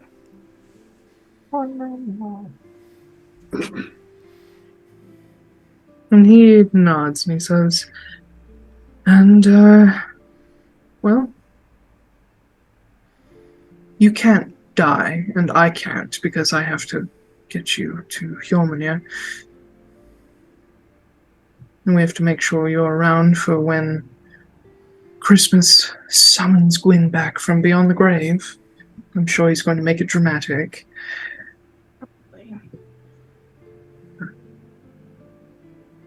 All right. Please, if anything happens before we get started tomorrow, please don't keep it to yourself. I won't. Don't roll your eyes at me. I know what you're like. God, fucking and don't do Silas, that shut up. thing to me either. I know your faces. But go, get some sleep. I pray Olga Heidelin doesn't give you nightmares. And I'll see you in the morning. Sounds good. But he sends you off, and when you get back to your room, Jasper's asleep in the spot he was when you guys took a nap. I'll just cuddle up next to him and make sure I hang my arm off the bed so that it doesn't accidentally touch it. Shockingly, considering this is the Heidelin staff, it is a very peaceful night for you. In fact, no dreams. Only darkness. Great. Yeah. Cool. All All right, so yeah, everybody make sure that you long rest all of your characters. Make sure everything is reset. Please familiarize yourselves with the special abilities. Don't lose your 18 extra hit Yes. points. Yes, you can keep that on. Yeah, you keep those. They stay for 24 hours. And remember, it's addition to max HP, not temp. Yep. Yes. You'll have to use the override to do it. But I think we went a little over today, but that's all right. I think that'll do us for today. And by my estimate, we've got 2 or 3 sessions left. So get your fucking riding pants on, kids. I just want to say thank you to everybody for your speeches, for giving me little pieces of callback that I could work into my epilogue. I really appreciate that. Thank you. Knowing what I know about some of your plans, yes. Uh-huh. Oh, it's Love going to it. be beautiful. It's gonna Don't be you just wonderful. wait. Oh god, I'm so excited for everything epilogue. That is the one big reason I hope you guys win, is so we can have the epilogue stuff. I would like to win so that we can play campaign 3. Well, we'll be able to play campaign 3 no matter what. It's just gonna be different. Yeah, there's a few of us that'll need to change classes completely. No, you won't. No, you won't. I promise you won't. I have a contingency. Don't worry. Don't worry. Oh, okay. But what if the contingency They fails? said, look, we're doing Dragon Ball Z rules. We're sending in the B team first. That's us, and then they'll send in the heavy hitters afterwards. Well, I mean, the A team is you guys picking out a bunch of the strongest NPCs still alive. Right. So, We're the A team, they're the S team, is what it is. Yeah. Dibs on And- Oberon. one of them may or may not be Tristan Kepler. But you know. Mhm. We'll find out But yeah. if we die. I want to be let's- Baron Estra. Of course you do. That's the best fae for you. Anyway. We'll close this out now. So thank you for everybody for joining us. You can catch us on Twitch 11 a.m. Eastern on Saturdays. You can see VODs and podcasts following Wednesdays on YouTube, Spotify, and other podcast platforms. We will not be playing next week, or on the 25th, I believe. Yep. Because some peeps got some shit. Yep. And also it's March, which means there's St. Patrick's Day's coming up. Even though that has nothing to do with the stream. I'm just excited about it. It's my birthday. It's your birthday. Yeah. I ordered your gift. I forgot you and I are so close together. Yeah. I tried to order your gift, but it's sold out. Oh no. Yeah, we got Koop on the 17th, we got Ben on the 20th, and then we have AACO on the 21st. Oh, that's right, because we started right after my birthday. Mm-hmm. Yeah. It was the Saturday right after.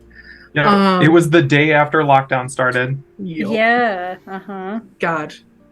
How young we were back then. Oh, How full of good hope. times.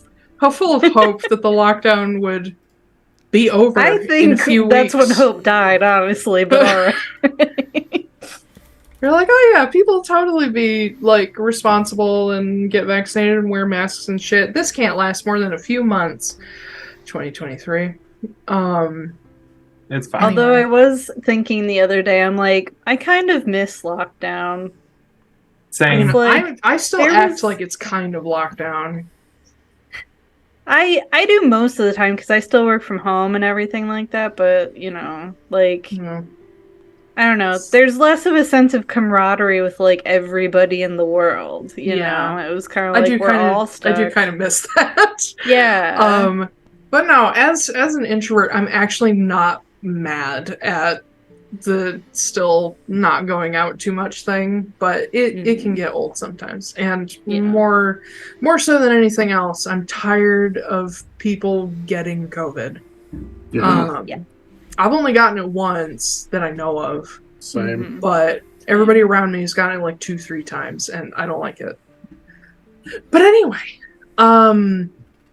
yeah, no stream next week. I already said that. There's something else important. Oh my god, what was it? Oh my god. Mm. Hermagerd. Oh, Can't believe he died. I'm so Nope, sad. that's campaign 3 thing. Okay. Yeah, we'll see y'all the weekend after next. And thanks for joining us. Bye. Bye. Bye. Bye. Bye.